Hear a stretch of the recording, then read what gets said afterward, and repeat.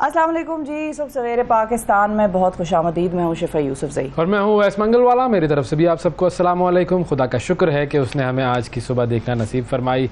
आज की सुबह का आगाज़ मैं एक बहुत अहम कॉल से नहीं कर रहा हूँ, आप वो मैं करूँगी बिल्कुल। कोई बात करें, अहम सोच से करूँगी मैं। दुनिया आपको सुनना चाह रही है। हाँ, दुनिया हम गोश है। हाँ, अहम सोच से करूँगी कि ज़िंदगी में कौन सी चीज़ करने के लिए एफर्ट चाहिए होती है। एफर्ट किस चीज़, ये इस चीज़ के लिए चाहिए होती है एफर्ट। यूँ बंदा बैठे टांग पे टांग रख के, ये भी एफर्ट और कहे हाँ भाई कर लो, ये भी कर लो, वो भी कर लो। ऐसा होना चाहिए ज़िंदगी में। एफर्ट किस काम की चीज़ होती है? लेकिन फिर भी कर तो रहे हैं एफर्ट। हाँ, चीज़ों के लिए चाहिए। हुकूमत करने के लिए एफर्ट चाहिए। आजकल तो बहुत एफर्ट चाह रहे हैं, बहुत शदीद एफर्ट। इनका जवाब मैं ये दुरुस्त मान रही हूँ। उन कैटेगरीज में एक मैं हुकूमत वाला भी चीज डाल रही हूँ। मैंने भाई महंगाई हो रही है, सब कुछ हो रहा है, हुकूमत का एफर्ट कर रही होगी कि भाई इसको किसी तरह कंट्रोल किया जाए। बारिश हो रही है, अब कैसे उसको कंट्रोल किया जाए वगैरह वगैरह। और क्या, बिल्कुल। फिर उसके अलावा दुनिया में वैसे सारे ही काम है। खाना खाने के लिए भी एफर्ट करनी पड़ती है। आपने निवाला मुंह में डालना होता है। एक वक्त तक ही अम्मी निवाला मुंह में डालती है, उसके बाद एफर्ट शुरू हो जाती है। और फिर वो सेहत आपने, चले खैर उस पर कॉन्सिक्वेंस पे हम बाद में आएंगे। एफर्ट तो होती है, बिल्कुल एफर्ट होती है। और कौन कौन सी चीज़ें इंसान को खुश रहने की, यानी कि अपने आसपास अपनी सराउंडिंग्स में, अपने वो कहते हैं ना, living happily in your own skin, being confident in your own skin, उसके लिए हैप्पीनेस के लिए जो है, उस खुशी के लिए कंटेंटमेंट जिसको हम कहते हैं कि भाई तसल्ली, मुतमईन है, इत्मीनान से हैं हम, जैसे भी हैं, थोड़ा कमाते हैं ज़्यादा कमाते हैं, लोगों को आप देखेंगे बिल्कुल मुतमईन होंगे। वो उस चीज़ के पीछे लगती है एफर्ट। अच्छा, मुतमईन होने के लिए एफर्ट, ज़हनी एफर्ट है बड़ी। हाँ बिल्कुल। और ये मुश्किल वाली एफर्ट है। मुश्किल है। आप अपने हाथों से जो एफर्ट कर रहे हैं ना, वो फिर भी कदरे आसान है। जहन को किसी तरफ रागिब करना, मनाना कि हाँ ठीक है, इस तरीके से सोचो, ये ज़रा मुश्किल मेहनत है, मुश्किल एफर्ट है। अपने जिस्म को फिट रखना, शदीद मेहनत लगती है भाई। ये तो बहुत ही नेक्स्ट लेवल है। ना पूछो, ये वाली बातें ना करो भाई। तो इसमें बहुत ज्यादा एफर्ट लगती है। फिर एक वो कंटेंटमेंट, मुतमईन होने वाली एफर्ट, वो अलग लेवल की है, वो लगती है। फिर फीलिंग फुलफिल्ड, यानी कि जब आप ये भी एक अलग किस्म की कोई आपने ऐसा काम किया कि जिससे आपको लगा कि हाँ देखो, ये मैंने एक ऐसा काम कर लिया कि जिससे मुझे या मेरे घर वालों को या दुनिया को कोई फायदा होगा। हाँ, सेंस ऑफ अचीवमेंट अपने लिए भी और औरों के लिए भी। आपके किसी काम से कोई और जो है खुश हो रहा हो, और फिर आपको एक फीलिंग आती है, वो महसूस होती है, आप फुलफिल्ड फील करते हैं कि आज मैंने कुछ किया है। मदद करो, बिल्कुल, किसी की मदद करके भी आपको ये सारी चीजें इसमें लगती हैं एफर्ट। और इसी वजह से चूंकि एफर्ट लगती है और लोग एफर्ट करते नहीं हैं, तो अक्सर इन सारे कामों में नाकाम होते हैं। फिटनेस जिस्मानी, कहीं ना कहीं से किसी का गोश्त जो है वो निकला हुआ होगा, वो कहेगा, कोई कहेगा भाई तोन बड़ी है, कुछ नहीं हो सक रहा, कोई कहेगा खाना भी छोड़ दिया। देखो, खाना हम छोड़ना बड़ा आसान है। कौन होगा जो लाइव टेलीविजन पर पाकिस्तान में इस बात का इकरार कर देगा भाई ये थोड़ा थोड़ा निकलना शुरू हो गया? कौन होगा, मुझे बताएं, कोई है ऐसा जिसने इस बात का इकरार किया हो आज तक? बिल्कुल। इसी तरह हुकूमत का अवैस ने कहा, पहला जवाब अवैस का बड़ा क्लासिक आया, हुकूमत एफर्ट करनी पड़ती है। इसीलिए देखें, एफर्ट नहीं हो रही है या राइट डायरेक्शन में नहीं हो रही है, इसीलिए नाकामियां जो है वो उनके कदम चूमे जा रही हैं बस। तो जो ये एफर्ट कर लो भाइयों, एफर्ट कर लो। हाँ, तो ये एफर्ट की सारी कहानी थी। जिंदगी में कोई भी चीज आप अचीव नहीं कर सकते जब तक आप उसके लिए एफर्ट ना करें। और अगर मैंने भी सुबह ही सुबह बड़ी एफर्ट की है। वो क्या? 60 सेकंड न्यूज निकालने में बड़ी एफर्ट की, इधर उधर देखा। आप सोचे एफर्ट कितनी लगी कि पूरी रात बिजली नहीं थी, ठीक है, अब मोबाइल चार्ज नहीं हुआ, कोई तकरीबन 6% मोबाइल है, उसके ऊपर मैंने खबरें देखी, निकाली, देखा, मैसेज किया, सब कुछ किया। आप देखें एफर्ट कितनी एफर्ट लगी। ये है एफर्ट आप लोगों के लिए। देखें अब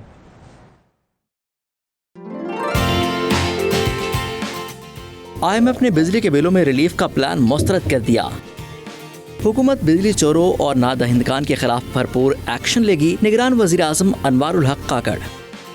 कवादर पाक बहरिया का हेलीकॉप्टर हादसे का शिकार, 3 एहलकार शहीद। T20 series Pakistani women team का जनूबी अफ्रीका के खिलाफ वाइट वॉश।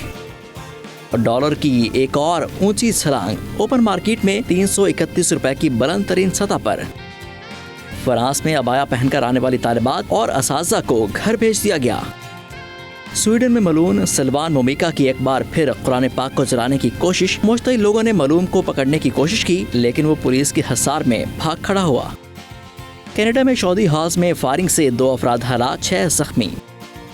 ताल्लुकात मामूल पर आने के 3 साल बाद इसराइल ने बहरीन में अपना सफारतखाना खोल लिया। जी ये थी 60 सेकेंड न्यूज़। और 60 सेकेंड न्यूज़ में आप देखें एक मरतबा फिर ये कोशिश की गई है कि कुरान पाक को जलाया जाए। ये एक ही बंदा है और ये बार बार ये कोशिशें कर रहा है। और इस मरतबा तो बड़े हंगामे शुरू हो गए हैं स्वीडन के अंदर और तकरीबन 100 लोग गिरफ्तार कर लिए गए हैं जिन्होंने इस चीज़ को रोकने की कोशिश की और इस चीज़ के ख़िलाफ़ उन्होंने एहतजाज किया। बिल्कुल जी, बेहुरमती वो बंदा बार बार करे जा रहा है और हुकूमत भी उसको खुला, मतलब आपको नज़र नहीं आ रहा कि एक बंदा आपके मुल्क के अमन और सुकून और जो एक साथ रहने की एक वो जो एक होती है ना एफर्ट इसमें हुकूमत तो करनी पड़ेगी, हुकूमत कर नहीं रही है। लेकिन एक होता है ना कोएग्जिस्टेंस, अंग्रेजी वाला लफ्ज़ था, कोएग्जिस्टेंस जो होती है वो हर माशरे का एक हुस्न होता है। और वेस्ट हमेशा से इस बात पर कहता है कि जी डाइवर्सिटी है, कोएग्जिस्टेंस है वगैरह वगैरह। तो ये सारी चीज़ें वो ख़त्म करने पर तुला हुआ है। बिल्कुल। और आप बस अपनी सी एक कोशिश, आपकी क्या कोशिश, कुछ भी नहीं है। और बस आप देख रहे हैं कि यार ये होता जा रहा है और उसको इजाज़त दी जा रही है। ठीक है भाई, करें। फिर अब एहतजाज होते हैं तो फिर लोगों को गिरफ्तार किया जाता है। उधर वो कल पहला दिन था फ्रांस में, वो लड़कियां ख़वातीन जो गईं बुर्का पहनकर, उन सबको बाहर भिजवा दिया स्कूल से। बिल्कुल, कि कोई नहीं पहन कर आ सकता भाई, चलो भाई बाहर निकलो। तो ये जब होगा तो दुनिया तो पोलराइज होगी ना। हम कहते थे ग्लोबलाइज हो गई है दुनिया, ग्लोबलाइजेशन हो गई है, बहुत हो गया मेरा ख्याल है। ग्लोबल विलेज में रह रहे हैं हम। उनके मुताबिक वो कहते होंगे कि बस बहुत हो गया, अब दोबारा दूर हो जाओ। बिल्कुल, बहुत हो गया भाई। तो ये उनकी सोच है जो इस तरह की चीज़ों को जो है प्रमोट कर रहे हैं। हम भाई खबरों की तरफ जाते हैं और खबरों में एक खबर, बड़ी ज़बरदस्त खबर, बहुत ही बेहतरीन खबर, क्या कमाल खबर। पाकिस्तानी लड़कियां छा गई हैं भाई, कमाल छा गई हैं। पाकिस्तान आई हुई है जी जनूबी अफ्रीका की टीम लड़कियों की क्रिकेट खेलने के लिए। और कल उनका था तीसरा T20 इंटरनेशनल मैच और उसमें पाकिस्तान वुमेन्स टीम ने जीत हासिल की। इससे पहले भी जो 2 T20 थे उसमें भी जीती थी पाकिस्तानी टीम। तो क्लीन स्वीप किया है पाकिस्तान ने। और ये वो साउथ अफ्रीका की टीम है जो कि बड़ी ज़बरदस्त टीम है लड़कियों की। साउथ अफ्रीका की टीम वर्ल्ड कप फाइनल में पहुंची है। बड़ा अच्छा खेलती है ये लड़कियां, साउथ अफ्रीका की लड़कियां। अच्छा नहीं खेलेंगी, बिल्कुल। हाँ बिल्कुल। साउथ अफ्रीका तो वैसे ही हर लड़की वहाँ जॉन्टी रोड होती है भाई। वो क्या ज़बरदस्त खेलती हैं वो। खैर पाकिस्तानी जो लड़कियां उन्होंने बड़ा ज़बरदस्त खेला और 150 रन बनाए उन्होंने कल के मैच में। पाकिस्तान की ख़वातीन ने पहले बैटिंग करते हुए और मेहमान टीम जो है वो 144 रन बना सकी और 6 रन से कल का मैच जो है वो पाकिस्तान जीत गया। तो पाकिस्तान की लड़कियों ज़बरदस्त, बेहतरीन, बहुत आला। हम आपके साथ हैं, हम आपका खैर मकदम करते हैं, खैराज तहसीन पेश करते हैं। We love you, we support you. और इसी तरीके से जीतती रहें और नहीं भी जीतेंगी तो भी हम सपोर्ट तो करेंगे, लेकिन ये कि जीतती हैं तो सपोर्ट करने का ज़रा और ज़्यादा दिल चाहता है, ज़्यादा मज़ा आ जाता है। बेहतरीन। अब इनका वनडे सीरीज़ भी शुरू होनी है 8 सितंबर से, उसमें देखते हैं क्या होता है। लेकिन T20 में इन्होंने काम कर दिया, वेरी गुड, ज़बरदस्त। और ठीक है, होम ग्राउंड है, वो होम ग्राउंड एडवांटेज होता है, लेकिन फिर भी वो एडवांटेज जो है ना वो बार बार ख़त्म भी हो जाता है। बहुत सारी टीमें ऐसी होती हैं जो आती हैं आपको अपने घर में हराती हैं, लेकिन यहाँ पर गुड। बिल्कुल, पाकिस्तानी लड़कियों के लिए तालियां हैं। शाबाश, मतलब पाकिस्तानी क्रिकेट टीम की लड़कियों के लिए। अब जो मेल्स क्रिकेट टीम है उनका भी कुछ बताएं। मेल्स क्रिकेट टीम का क्या बताऊं, पूरा टूर्नामेंट बारिश की वजह से बर्बाद हो रहा है और सिर्फ भारत की हरदर्मी की वजह से ये सारी कहानी हुई है। अच्छा भला टूर्नामेंट यहाँ पर होता, मज़े से सब क्रिकेट खेलते, क्रिकेट देखते, इंजॉय करते, ज़बरदस्त एशिया कप होता। लेकिन ना, मैं तो ढीठ हूँ, मैं तो बदमाश हूँ, मैं तो अपनी हरदर्मी चलाऊँगा। ये है भारत का फ़लसफ़ा और ये फ़लसफ़ा नज़र आया। अब जो टीम कल भारत की खेली है, कल भारत और नेपाल का मैच था, उसमें भारत जीता, लेकिन फिर वही दरमियान में बार बार बारिश होती रही। फिर भारत जो है वो आखिर में उसको जो भी रन्स DLS मेथड के थ्रू दिए गए वो उसने अचीव तो कर लिए, लेकिन पूरा वो रंग में भंग डालने वाली जो मिसाल है बिल्कुल वो पूरी उतरती है। अब 10 सितंबर को मैच है एक मरतबा फिर पाकिस्तान और इंडिया का, क्योंकि वो दोनों अपने ग्रुप में टॉप पर हैं, तो 1 और 2। तो अब इन दोनों का मैच होना है 10 सितंबर को, यानी कि सैटरडे को। और एक मरतबा फिर उस दिन कोलंबो में बारिश की पेशगोई की गई है। तो अब इंतजामिया ने फीसद है वैसे, पिछली दफा तो 80% ये फीसद का मुझे नहीं पता। और लेकिन ये कि इंतजामिया ने इस मैच को कोलंबो से हम्बनटोटा मुंतकिल करने का फैसला कर लिया है। और ये अक्लमंदी थोड़ी सी उन्होंने दिखाई, उन्होंने कहा सब बर्बाद हो रहा है ये, थोड़ा सा इधर उधर कर दो उसको। अच्छा, ये फैसला भी किया गया है कि कोलंबो में शेड्यूल तमाम मैचेस को हेम्बनटोटा में मुंतकिल कर दिया जाएगा। 9 सितंबर से बेसिकली ये आगाज़ होगा सुपर 4 मरहले का, और फाइनल जो है वो भी कोलंबो में शेड्यूल था। तो ये तमाम मैचेस जो है वो अब तब्दील करने का फैसला कर दिया गया है। और ज़का अशरफ साहब जो है management committee Pakistan cricket board के, उन्होंने एशियन क्रिकेट काउंसिल से रब्ता किया है और तजवीज़ क्या पेश की है। अब तजवीज़ सुने भाई, ज़का अशरफ साहब की कमाल, उन्होंने तजवीज़ दे दी है। वो कह रहे हैं कि श्रीलंका में बारिशों की वजह से अगले तमाम मैच पाकिस्तान में मुंतकिल कर दिए जाए। अरे हुजूर वाला जनाब अली इज्जत माब ज़का अशरफ साहब, उन्होंने आना होता तो पहले ही ना आ जाते। हाँ, अब उनको बारिश से क्या परवाह, उनको क्या परवाह बारिश से भाई। अजीब, आप जो है ना फिर एक मरतबा जी प्लीज हमारे यहाँ आ जाए यार। नहीं आते तो उनसे कहो भाई ना आओ। वो हमारी माएँ अक्सर कहती है पंजाबी में परामर, हाँ परामर, तो आप भी उनको कहें जहाँ नहीं आता परामर। अब वो जो एशियन क्रिकेट काउंसिल के सदर हैं जय शाह, उसने कहा है कि जी ठीक है हम गौर करेंगे। चलो, तो कर लिया उसने गौर, और कर लिया उसने जो है वो सफ़र, और वो आ गए पाकिस्तान और उन्होंने खेल लिया और मैच हो गया और एशिया कप खत्म हो गया, टाटा बाय बाय। ठीक है, बस यही करना था। और क्या यार, कमाल बातें कर रहे हैं आप लोगों को जैसे पता नहीं है कि क्या करेंगे। वो इतना बड़ा उसमें मसला हुआ, जब एशिया कप अवार्ड हुआ था तब इंडिया को मसला था कि जी पाकिस्तान में क्यों हो रहा है ये। फिर पाकिस्तान में जब हो रहा था उससे पहले भारत ने प्रॉब्लम की, फिर इतनी कोशिशें होती रही यहाँ वहाँ हो जाए। अब जैसे वो हमारी बड़ी मान लेंगे बातें, बस अजीब छोड़े भाई, हम पता नहीं क्या हम बस बातें कर रहे हैं। बिल्कुल ऐसा ही है। गुस्सा आ गया मुझे अचानक से। गुस्सा ना करें, आपको तो मैं खास खबर आपके लिए तो मैं सर खास खबर हमने रखी है, पूरी टीम ने अखबार छाने और आपके लिए ये खबर निकाल के लाया। बताएं। देखिए, एक ज़माने में दूसरी शादी के हवाले से ज़रा तशवीश पाई जाती थी। हाँ। और मर्द हज़रात में तशवीश ज़्यादा, वो उसमें एक रीज़न उसका ये था कि दरमियान में कुछ कवानीन ऐसे लागू कर दिए गए या ऐसे आ गए थे कि जिसमें ये कहा जाता था कि भाई आप अपनी पहली बेगम से इजाज़त लेंगे, हाँ, और फिर आप दूसरी शादी करेंगे। हालांकि हाँ। इसका कानून का इस्लाम से उस वक्त भी लोगों ने कहा था कि इस्लाम में इस चीज़ की ज़रूरत नहीं है, लेकिन हमारे जो भी लोकल कवानीन हैं, मुल्क के हैं जो भी हैं, उसके तहत आपने अपनी बेगम से पहली से इजाज़त लेनी थी। अब हुआ ये है कि पाकिस्तानी कवानीन के मुताबिक दूसरी शादी से कबल अपनी बीवी से इजाज़त लेने वाली जो सिलसिला है उसको फिर चैलेंज किया गया था। उस पर ज़ाहिर सवाल लोगों ने पूछे कि क्या वाकई ये इस्लामिक है, नहीं है, कहीं ये खामखा इस्लाम के ख़िलाफ़ तो कोई चीज़ नहीं जा रही, हम ऐसा तो कुछ नहीं कर रहे, वगैरह वगैरह। इस पर बड़े सवाल उठे। तो फिर ये मामला चला गया था इस्लामी नज़रियाती कौंसिल में, और जब वहाँ पर गया तो ज़ाहिर है उस पर तजावीज़ आई, उस पर डिलिब्रेशंस हुई, बहस मुबाहिसा हुआ, सब ने अपनी राय दी। अब चेयरमैन इस्लामी नज़रियाती कौंसिल क़िबला याद साहब से रब्ता किया गया उस वक्त, तो उन्होंने इसकी तरदीद कर दी थी। किसकी तरदीद कर दी?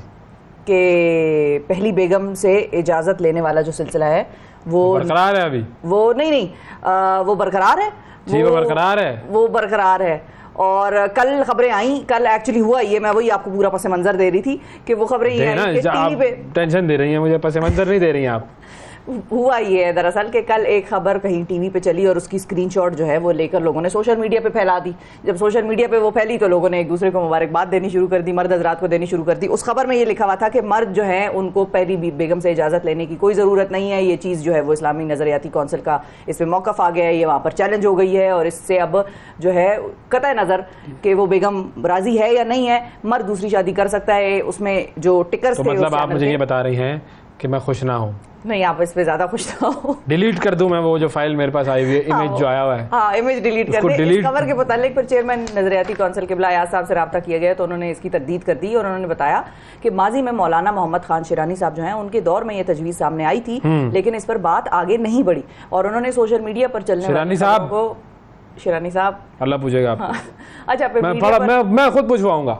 हाँ, तो फिर खैर मीडिया पे ये खबर बहुत ज़्यादा चली, बहुत फैली। ये तो ऐसा लग रहा था कल जितनी ये फैल रही थी, लोगों ने स्क्रीनशॉट ले लेके ट्वीट की हुई थी, लगाई हुई थी, लग रहा था सियासत से ज़्यादा लोग इसमें इंटरेस्टेड हो गए फौरन, सब छोड़ छाड़ के। जिंदगी का एक अहम मरहला होता है। हाँ, फिर खैर मीडिया पर चलने वाली उन्होंने क़िबला याद साहब ने सारी खबरों की तरदीद की, उनको बेबुनियाद और मनगढ़ंत करार दिया, और इसलिए जिन हजरात के दिल में ये खबर सुनकर लड्डू से फूटे थे और जिन्हें ज़रा सी हल्की सी किरण नज़र आई थी और मुख्तलिफ किरणें उनको नजर आने लग गई थी वो सारी किरणें जो है वो आंखों पे अंधेरा सा छा गया। क्या करूं उस लड्डू का जो मैं फूटे दिल में?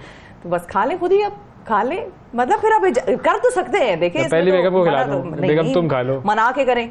उनसे बात करें, उनको कहें भाई देखो नहीं, तुम्हारा अलग मकाम है, देखो तुम हमेशा you will be the first, नहीं you will be the first, और तुम मेरी दूसरी लाने दोगी तो तभी कोई तुमको कहेगा ना बड़ी बेगम। हाँ, अभी तक तो तुम सिर्फ बेगम हो भाई, अब बड़ी होने के लिए तुम्हें चाहिए एक्स्ट्रा, एक अलग रुतबे पे बड़ी बेगम, छोटी बेगम। तो ये छोटी आएगी तो वो बड़ी बनेगी, तो ये देखिए मतलब अगली दफा नाजरीन अवैस की वाले बेगम जो है वो मुझे खाना वाना कुछ नहीं खिलाएंगी, मैं घर में जाऊंगी तो वो उठा के मुझे बर्तन दे मारेंगी। लेकिन ये मैं अवैस के लिए नहीं कह रही नाजरीन, जो मर्द हजरात करना चाह रहे हैं बेचारे मासूम और वो नहीं कर पा रहे, मासूम है, हमारे पीछे कौन सा, मेरे पीछे पुलिस लगी। हाँ वही कह रही हूँ ना, उनको ये बेगम को समझाएं कि तुम बड़ी बेगम हो जाओगी। हाँ, वंस शी अराइव्स, मैं तो इस हिसाब से समझाता हूँ, देखो बेगम तुम्हें इतना काम करने में वक्त लगता है, हाँ, तो दोगे तो आराम से काम हो जाएगा। वो फिर काम नहीं करेंगी ना, फिर क्यों, बातें करें, एंजॉय करें, नहीं फिर लड़ाई वड़ाई ना हो बस। नहीं लड़ाई वड़ाई नहीं कर, लड़ाई माफ़ करो, अल्लाह का घर साफ करो, इस तरीके से नहीं होना चाहिए। अच्छा जी, चले अगली खबर की तरफ चलते हैं हम, और ये बड़ी एक अजीब सी खबर आई है, एक खुशी के मरहले में एक अफसोसनाक वाकया पेश आया जी। बिल्कुल, ये बेसिकली मेक्सिको में ये वाकया पेश आया, और इसमें हो ये रहा था कि एक जेंडर रिवील पार्टी हो रही थी, ये भी आजकल बड़ा ट्रेंड है, जेंडर रिवील पार्टी। वो क्या होती है जेंडर रिवील पार्टी? वो ये होती है, हाँ बताएं। वो ये होती है कि जब खातून जो हैं वो उम्मीद से होती हैं और उन्होंने अभी किसी को बताया नहीं होता कि भाई हमने पता लगाया या जेंडर का पता चला हमें तो वो लड़का है या लड़की है, तो उसको लोगों को बताने के लिए वो जेंडर रिवील पार्टी की जाती है। उसमें मुख्तलिफ तरीके होते हैं, किसी ने वाइट बलून्स लगाए होते हैं और उसको फाड़ते हैं तो अंदर से पिंक वो झड़ियाँ गिरती हैं, या तो ब्लू मतलब लड़की है तो हाँ, ब्लू है तो लड़का है। इस किस्म की और चीज़ें भी होती हैं, मतलब वो आपने कोई गिफ्ट खोला और उस गिफ्ट में से अगर कोई चीज़ ब्लू निकली तो यानी कि लड़का है, और अगर आपने लोगों को जो गिफ्ट दिए वो अगर पिंक कलर के हुए तो यानी कि लड़की है उस पार्टी में। अगर इस तरह से वो एक जहाज था जो कि मेक्सिको में उड़ रहा था, ये एक जेंडर रिवील पार्टी थी और पिंक कलर का ये धुआं छोड़ रहा था, और उसके बाद जो है वो ये अचानक से इसका जो लेफ्ट जो विंग है इस जहाज़ का वो अलग हुआ, और उसके बाद ये जनाब गिर के तबाह हो गया। बिल्कुल, और ज़ाहिर जो स्टेट है सिनालोआ स्टेट, वहाँ के बारे में जो है वो ये खबर ये आई है कि जी वहाँ उस हवाले से, इस हादसे के हवाले से कि जो पायलट था उसका इंतकाल हो गया, उसको हॉस्पिटल लेकर गए क्रैश के बाद, वहाँ पर जो भी इब्तदाई उसको तिब्बी इमदाद दी गई, लेकिन वो बेचारा जाबर ना हो सका और उसका इंतकाल हो गया। और अफसोस की बात है, बिल्कुल। बस देखिए ये वो इसी तरह होता है ना कि होता है ये कि आप कर रहे होते हैं इस तरह की चीज़ें, लेकिन इसमें कोई ऐसा खतरे वाली बात नहीं है।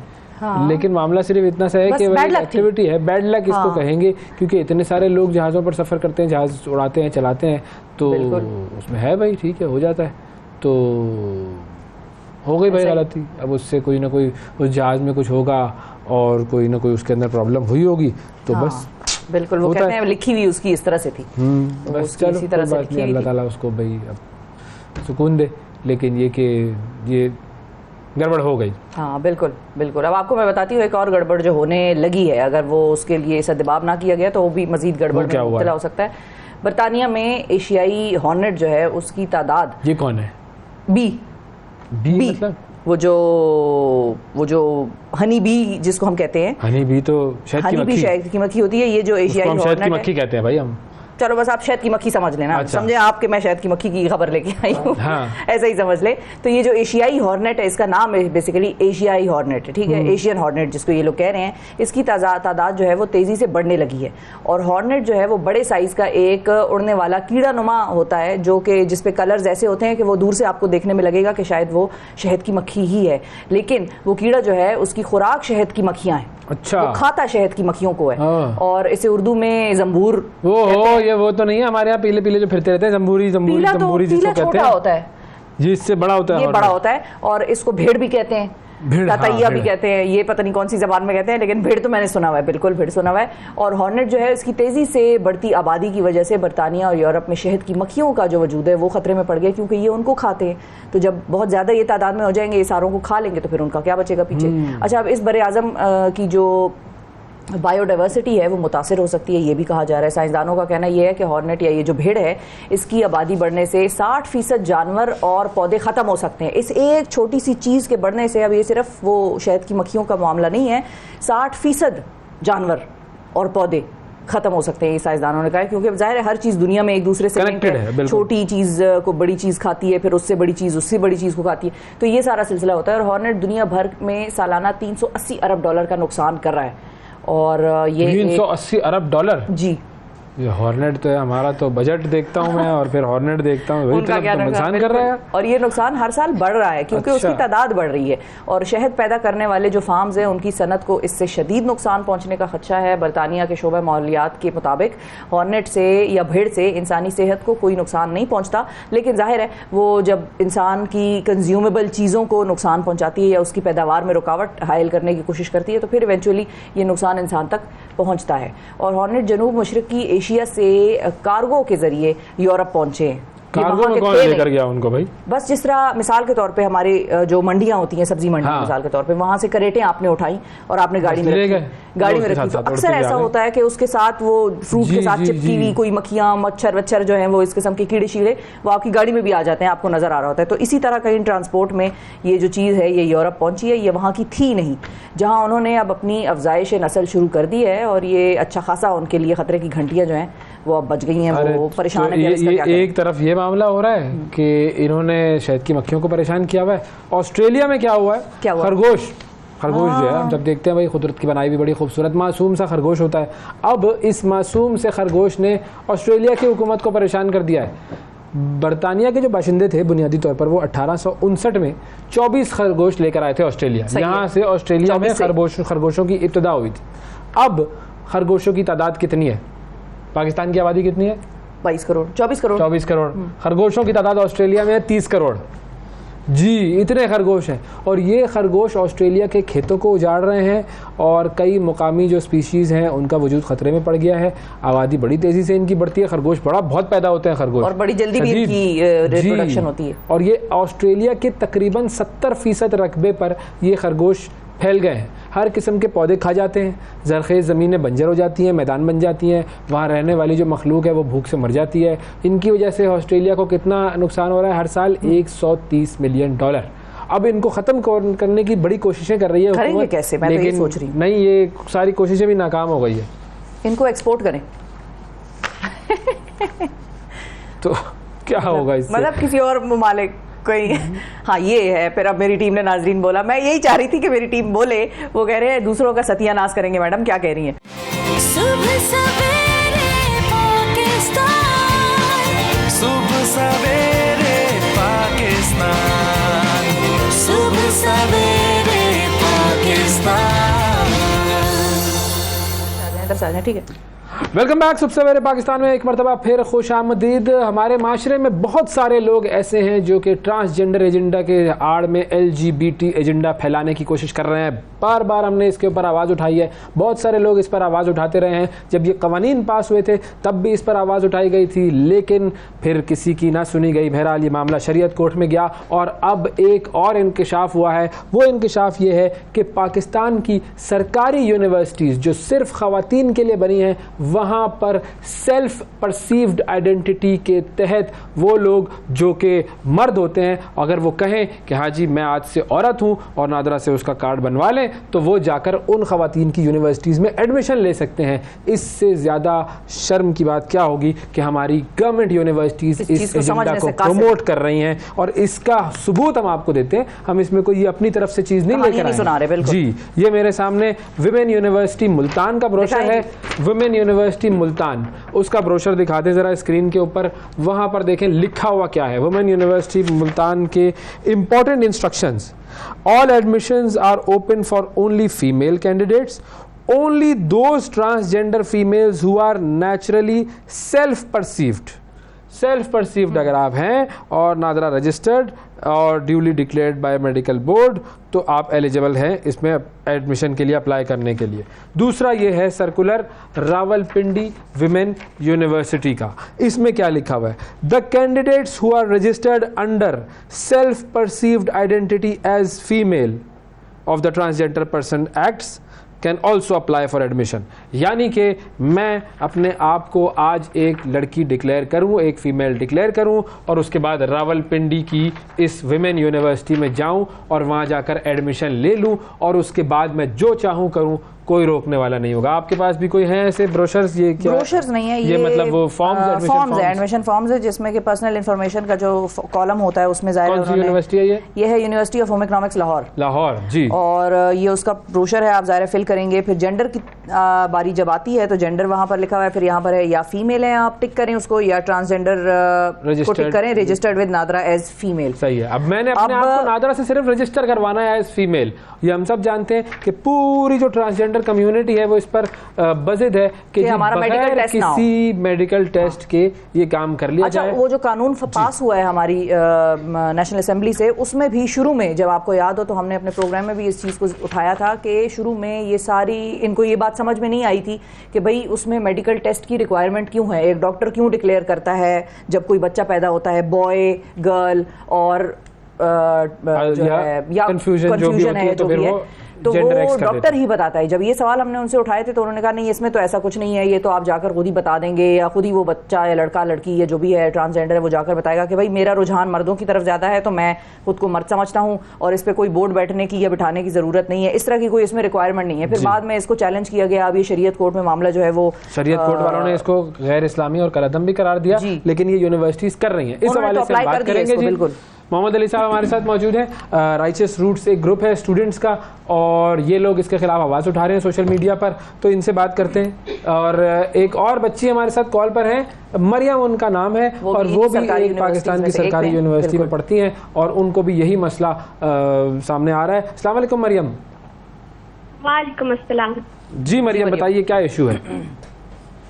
सर यही इशू है कि हमारी जो यूनिवर्सिटी है उसके एडमिशन पोर्टल में इस दफ़ा चेंजिंग हो गई है, जो कि पहले कभी भी नहीं थी। और इस दफ़ा जो चेंजिंग हुई है उसका यूनिवर्सिटी में नोटिस भी नहीं लगा। वो हम बच्चों ने खुद ही ढूंढी है और हमें पता चला कि ये चेंजिंग हुई है, ये ट्रांसजेंडर का ऑप्शन आया है। और जिन बच्चों को शऊर था उन्होंने कहा कि भाई ये तो गलत है, और हमने आवाज़ उठाना स्टार्ट की, आवाज़ें अपनी इकट्ठी की, प्रोटेस्ट स्टार्ट किया ऑनलाइन। तो हमने जो यूनिवर्सिटी की जो इंतजामिया थी उसने हम बाकायदा उन्होंने कहा कि आप लोगों ने कुछ भी इस तरह का ग्रुप ज्वाइन किया, कुछ भी किया, ऑनलाइन एक्टिविज्म कुछ भी किया हमारे खिलाफ, यूनिवर्सिटी के खिलाफ, जो हम लोगों ने फैसला लिया, तो आपके लिए बिल्कुल अच्छा नहीं होगा। और फिर ऐसे ही हुआ कि हमने कोशिशें बहुत, हमने सबको इकट्ठा किया, मगर यूनिवर्सिटी की जो टीचर्स थी वो यूनिवर्सिटी के साथ मिली हुई हैं, और उन्होंने हमें कहा कि यूनिवर्सिटी ने अगर कोई फैसला ऐसा किया तो ये सोच समझ के किया, आप लोगों को बोलने की कोई जरूरत नहीं है। अच्छा, तो अब जब आप बोल रहे हैं तो वो धमकी क्या दे रहे हैं? मतलब बोलने की जरूरत नहीं है, लेकिन वो क्या करेंगे आपके साथ भाई? वो कह रहे हैं, उन्होंने यही कहा है कि आप लोगों को जो बुरे नतायज का खुद ही सामना करना पड़ेगा। आप लोगों ने जो कुछ भी इस तरह के प्लेटफॉर्म्स बनाए हैं, ग्रुप्स बनाए हैं प्रोटेस्ट के लिए, हमारा वहाँ तक एक्सेस है, हमारी आप पे नजर है। जो हमारे स्टूडेंट्स वहाँ हैं वो काइंडली सब कुछ फौरन से लीव कर दे, वरना उनके लिए अच्छा नहीं होगा। तो इसमें प्रॉब्लम क्या होगी अगर ये जरा दिखाना। एक और चीज है मरियम, ये बताइए कि इनमें से एक में ये मेडिकल बोर्ड वाली बात लिखी हुई है, और एक में नहीं लिखी हुई। हाँ, एक में नहीं लिखी हुई। अब उसमें तो क्वेश्चन आ गया भाई, रावलपिंडी में तो आप खुद चले जाएं, अवैस चले जाए और वो कहे भाई मैंने नादरा से कार्ड बनाया है और मैं अपने मुताबिक ये सोचता हूँ कि मैं एक औरत हूँ, तो अवैस को एडमिशन देना अब इस यूनिवर्सिटी का इस सर्कुलर के तहत फर्ज बनता है। बिल्कुल। अच्छा, अब इसमें ये लिखा है कि females who are naturally perceived NADRA registered and duly declared by medical board of government hospital are eligible to apply. तो अगर किसी को गवर्नमेंट हॉस्पिटल से एलिजिबल डिक्लेयर किया जाता है कि हाँ भाई ये ट्रांसजेंडर है और ये फीमेल ट्रांसजेंडर है, जाहिर है उसमें भी दो अकसाम है, एक मेल ट्रांसजेंडर एक फीमेल, तो फिर भी आप लोगों को प्रॉब्लम है, या फिर आप लोग इसको एक्सेप्ट करेंगे कि भाई ट्रांसजेंडर्स आपके साथ पढ़ सकते हैं सरकारी university? Female transgender medically declared, हमें प्रॉब्लम तब नहीं होगी ना जब इंटरसेक्स पीपल पढ़ेंगे। देखिए, ट्रांसजेंडर की टर्म तो हम सबको पता है, और इसके लिए पूरा जो एक्ट है वो भी है हमारे पास, उसमें हमने पढ़ा हुआ है कि आपको मेडिकल एग्जामिनेशन की जरूरत ही नहीं है, आपको सिर्फ नादरा वाला काम करना है। जब यूनिवर्सिटी ने एचएससी के ऑर्डर पे ट्रांसजेंडर लिख दिया एडमिशन पोर्टल में, तो वो यूनिवर्सिटी अपनी तरफ से स्टूडेंट्स को बहलाने के लिए कैसे कह सकते हैं कि हम उसका मेडिकल एग्जामिनेशन करेंगे? हम तो इसको मानते ही नहीं है। आप फिर सही टर्म यूज करें, मेडिकल एग्जामिनेशन वाला काम करना है आपने, तो फिर इंटरसेक्स लोगों के लिए करें, हम उनके हक में, और हम तो चाहते हैं कि उन्हें तालीम दी जाए हमारे इदारों में। बिल्कुल ठीक है। अच्छा अली जी, अच्छा हमने इन यूनिवर्सिटीज से भी कांटेक्ट करने की कोशिश की, और इन यूनिवर्सिटीज की तरफ से हमें ये जवाब मिला कि जी इस पर हम बात नहीं करना चाहते, और हम जो ये लोग एक्टिविज्म कर रहे हैं इस चीज़ के खिलाफ, हम उनके एडमिशन कैंसिल कर देंगे। ये बात उन्होंने खुद हमारे जो टीम मेंबर्स जब उन्होंने कांटेक्ट किया तो उनसे कही, ये यूनिवर्सिटीज को एक्सपेल कर देंगे स्टूडेंट्स को। हाँ जी, मोहम्मद अली साहब अब बताइए इससे प्रॉब्लम क्या होगी? सर प्रॉब्लम ये होगी कि एज अ फीमेल यूनिवर्सिटी में जब फीमेल रिस्ट्रिक्टेड यूनिवर्सिटीज़ हैं, उसका यही मतलब होता है कि वो कुछ ख़वातीन ऐसी होती हैं जो कि मेल्स के साथ नहीं पढ़ सकती, they are not comfortable with studying with males, जब भी वो फीमेल यूनिवर्सिटी बनती है तो इसी सिलसिले में अगर जो कोई ट्रांसजेंडर है, फर्स्ट ऑफ ऑल ये ऑब्वियसली ये जो LGBTQ का सारा प्रोपेगेंडा उसकी एक बाय प्रोडक्ट है। दे वांट कि वो फीमेल यूनिवर्सिटीज़ में जाएँ और इस तरीके से रेप किया जाए इनके जो हमारी सिस्टर्स हैं, जो बहनें हैं, इस तरीके से उनके उसके यूनिवर्सिटी में जाकर।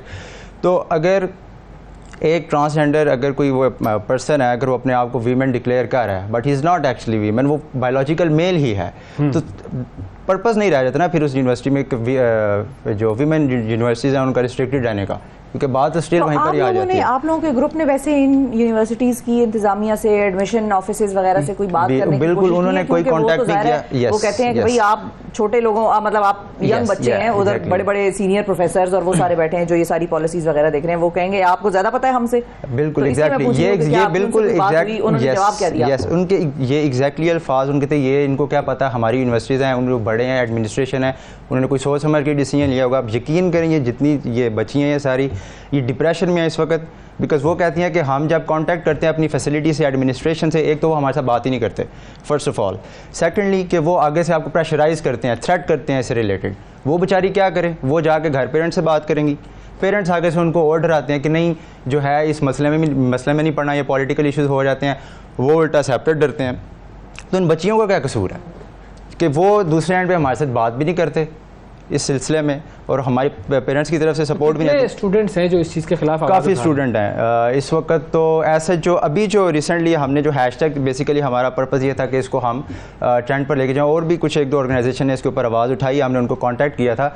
लेकिन ये है कि डिफरेंट यूनिवर्सिटी से जितनी भी अभी लिस्ट शेयर की है यूनिवर्सिटीज़ की, इसमें से काफ़ी ज़्यादा स्टूडेंट ने इसके ऊपर ऑलमोस्ट हमारे पास तो ये 5-6 ऑलमोस्ट यूनिवर्सिटीज़ डिफरेंट सिटीज़ की, उसमें रावलपिंडी की 2 यूनिवर्सिटी है, बहावलपुर की है, मुल्तान की है, सियालकोट की है। बिल्कुल।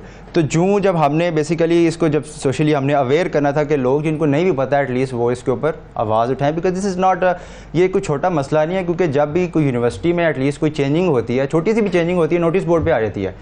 ये छुपकर चेंज किया जा रहा है, छुपकर चेंज किया गया, इसके ऊपर बिल्कुल भी अवेयर नहीं किया गया, बिल्कुल नहीं स्टूडेंट्स को बताया गया। ये तो बिल्कुल कह लें तुक्के पे लड़की छुपकर ही काम करने वाला, पता है तो होगा। अच्छा, एक और हमारे साथ स्टूडेंट मौजूद हैं जी, समन, अस्सलाम वालेकुम।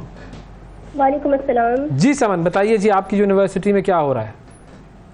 देखिए, पहले तो हमारे एडमिशन फॉर्म जो था ना, उसमें सिर्फ जेंडर की जो ऑप्शन था वहाँ पर सिर्फ फीमेल लिखा हुआ आता था, लेकिन इस साल जब लोगों ने अप्लाई करना शुरू किया है तो उन्होंने वहाँ पर एक और ऑप्शन दिया है, ट्रांसजेंडर फीमेल का।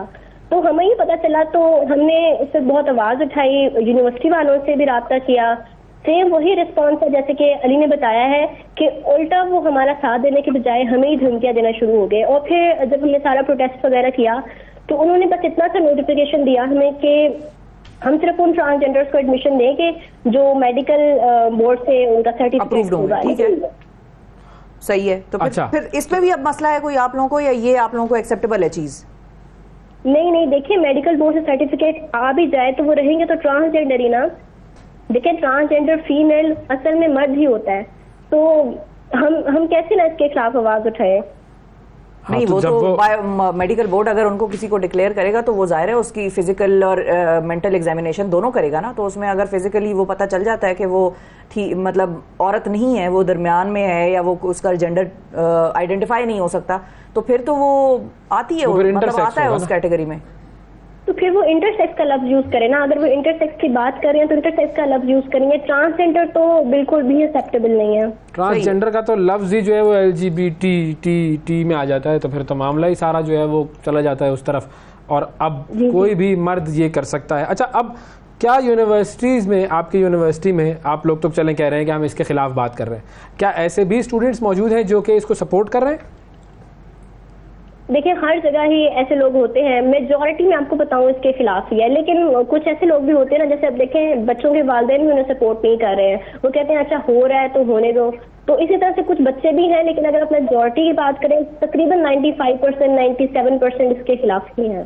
बिल्कुल ठीक है। अब वो जो ट्रांसजेंडर जो कि आपकी यूनिवर्सिटी में आएगा, वो आपकी प्राइवेट स्पेसेस भी यूज़ करेगा, कॉमन रूम भी यूज़ करेगा, वॉशरूम भी यूज़ करेगा, और उसको हर जगह का एक्सेस होगा सिर्फ इस एक चेंज की वजह से, इस एक फॉर्म की वजह से और इस एक कानून की वजह से जो हम समझ रहे हैं कि जैसे हमने दुनिया की बड़ी पैरवी कर ली है और हम बहुत बड़े कोई इंटेलेक्चुअल बन गए हैं कि अब हम वो एजेंडा जो कि सबको मालूम है कि मना किया गया है शदीद तौर पर, हमारे दीन ने इस चीज़ की मुखालिफत की और दुनिया भर में जहाँ पर ये दीनी बात नहीं भी होती वहाँ पर भी लोग इसकी चीज़ की मुखालिफत कर रहे हैं, तो उसके बावजूद हम अगर ये कर रहे हैं तो हम खुद कुएं में जा रहे हैं। तो अब कोई लीगल ऑप्शन है?